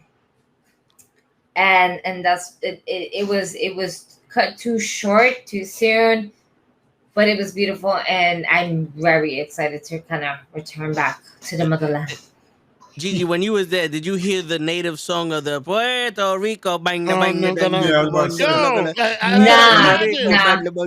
as soon as you step out the Dude. fucking airplane, Puerto Rico, yo nunca dejaré de amarte. No. No? It was way too early in the morning. We're not about that life. All right, it's quiet as fuck. It's like, what time is it now? Let's see. Past midnight. Yeah, no, everybody's sleeping in the hood. There's no loud music. It's not party time. Party time is in, Christmas, New Year's. That's party time. Every other time, they're quiet. Yo, This hood is quiet. Their hood is quiet. Nah, man. You know what? Sometimes that peacefulness, is centering. I was able to fucking smoke a joint and look at the stars peacefully, like, fuck that shit. And then I saw a bat, and I was like, fuck you, Going Batman. inside. I'm not here for this shit. And then I went back inside. Going inside. Yep. That's the most straight up shit I can say. I saw a bat, and I was like, nope, Going inside. not today, Batman. Mm-mm. Not today. Nope. So yep, We I'm won't out. be doing that. We won't Yeah, be doing well, that. I'm you too gotta high for this shit. You come down here, I'm not your Robin. Nope, we will not be doing that today. You gotta go to DR. It's not But no, quiet. it's peaceful. So It's yeah, not peaceful. Joan, I definitely feel you. I feel you on that. What are we talking about? Everything that's wrestling and watching a show eat. Oh man, you came through. I appreciate you for coming through. Also, you did well. Word. Doing It's whatever okay. song, Internet, whatever baby. song You did that good. was. You're doing whatever song that was. You did good. You did good. In a half an hour before the show, instead of us saying like good night and shit like that. I'm proud of you. Improvements. Small but big at the same time. Word. And by the way, OG, I used to be known as the no show. So late show is okay. Late show is very okay. Yeah, for real. We can do late show. Okay. No show was no good. Especially when my man said, "Oh, I'm gonna be home by 10 o'clock." 3 weeks later, what happened? You know what happened? As soon as I walked in the door, I fell asleep. Y'all don't remember when I fell asleep during the stream, woke up when y'all was ending it? Yo, Yeah, no. I came in. Yo. It's funny because everybody called it like he knocked out. Yeah. Mm-hmm. I remember my man went to the bathroom 2 days later. What happened? I fell asleep. Bro. You fell asleep in the bathroom? No, but the I best fall asleep in part the is that bathroom show multiple comes times. back to the stream first to see if we're still here or not Oh, before man. he's like, "Oh, the stream ended." Alright. Hey, I was able to come back that time. I had fun. Yesterday, the stream got taken off of YouTube, which we're still appealing apparently. So I'm surprised we're not banned. Why is it? Yeah. Why are you being targeted? I don't know. And No, I tell that's Show, it. They see the YouTube is numbers. targeting you. My Yep. child is targeting you. Yeah. What's They see the wrong, bro? numbers. They see I the have no numbers. idea. Wow. Wow. They analyzing No. what we're gonna grow to be. Sammy's saying Word. this could be a conspiracy against this Puerto Rican dude right here. Nope, That's what it. it is. This bald head Puerto Rican Yep. short motherfucker up here. That guy. I mean, From Q he's Guard. tall ish. Yeah. So I tell the show, I'm like, yo, we're still on Twitch and shit, but we're off of YouTube. As soon as I end the stream and get off of the stream, he sends me a picture of him in the waiting room, like, y'all left already? That was Like tight. literally, we got off at 11:02. Where you at? Yo, It's no like, lie. I damn, wasn't even son. watching the stream either. So I didn't know you had gotten off. When I sent you the picture, I was like, yo, I was just rushing. Where the fuck y'all went? Nah. You just laughed. I was like, he bounced. I Yeah. already know. He's not here. Tight. At least I made it to this one. I got to say hi. Cause I've been You did. man. I've been Again, busting my ass. improvements. We Shit, are working, baby. We work hard for the money. it's so hard for So it, honey. hard for you, honey. Yo, all right. She So work hard for your money, so you better treat her bad. She gonna hit you with a chocolate Good down. word. That shit tomorrow, Joe. Work. Thank you. Yeah. All right. So last topic of the night before we go, Go ahead. because I see Lay's about to put Show in the headlock just because he wants to. I would love to see WWE or AEW in Puerto Rico for WrestleMania or Full Gear. I think Full Gear would make more sense than WrestleMania. Yeah. I don't think Puerto Where- Rico has enough money to have WrestleMania in it. WrestleMania. True. Or maybe a pay-per-view. But Well, I they don't think had they have one, a but- prince. No, They don't have a prince No. to do a pay-per-view. they'll do house shows. They do house shows, if anything, in Puerto Rico. But they won't do a pay-per-view event. They'll either do it in the US or the UK. That's it. But it US doesn't dollar advance bills their or play. euros. Or Abu Dhabi. Yeah. Or Abu Dhabi. That's So- it. Those are your Crazy. three main. That's it. The UK, Abu Dhabi, or the US. They're as a pay-per-view event or premium live event. It would be that. The taxes are insane in Puerto Rico, but Puerto Rico just doesn't have the stadiums to break records for shit like that. And if anything, WWE is big on trying to break records. Supuestamente. Even if there is a fucking big ass Titantron for an entrance and everything like that. And they're losing seats as long as the stadium still has more. Yeah. Got it. They like Word. that. I'm not gonna put it in sports terms because you might not understand. Well, there ain't gonna be no Super Bowl in That's Puerto what- Rico. No. Yeah. There you go. Or FIFA, that classic that they Wow, did. I would love You to have- see that. Just to be honest, I'm like, really? Yeah. Well, if you think Puerto about it, Rico? the Super Bowl San Juan? and That would be it. San Juan. WrestleMania, those are big marketplaces. You Yeah. ever the Super Bowl like and WrestleMania is LA, Dallas, New York, and Tampa, maybe. Like you don't see it anywhere else. Excuse me for a second, Toe. I'm sorry to interrupt you. Girl, fuck you, Mama Webble. That's for Body this call Mama Pinga. My bad. that's for this for Sonny. comment right there for Sonny. Yo, Pimp says Lay is ready to go nighty night boo boo. No, I think Lay he's ready to go fight. He's a underground mixed martial artist. You know, that's why you Yep. see his knuckles. They're attached to his hands. They're especially Yeah. made for punching. But Listen, on that note, everybody, Touch those hands, I'm like, wait, yeah, they are. yeah, you know, he got them specially made. On that note, everybody, it's your friendly neighborhood knucklehead signing out. Peace, everybody.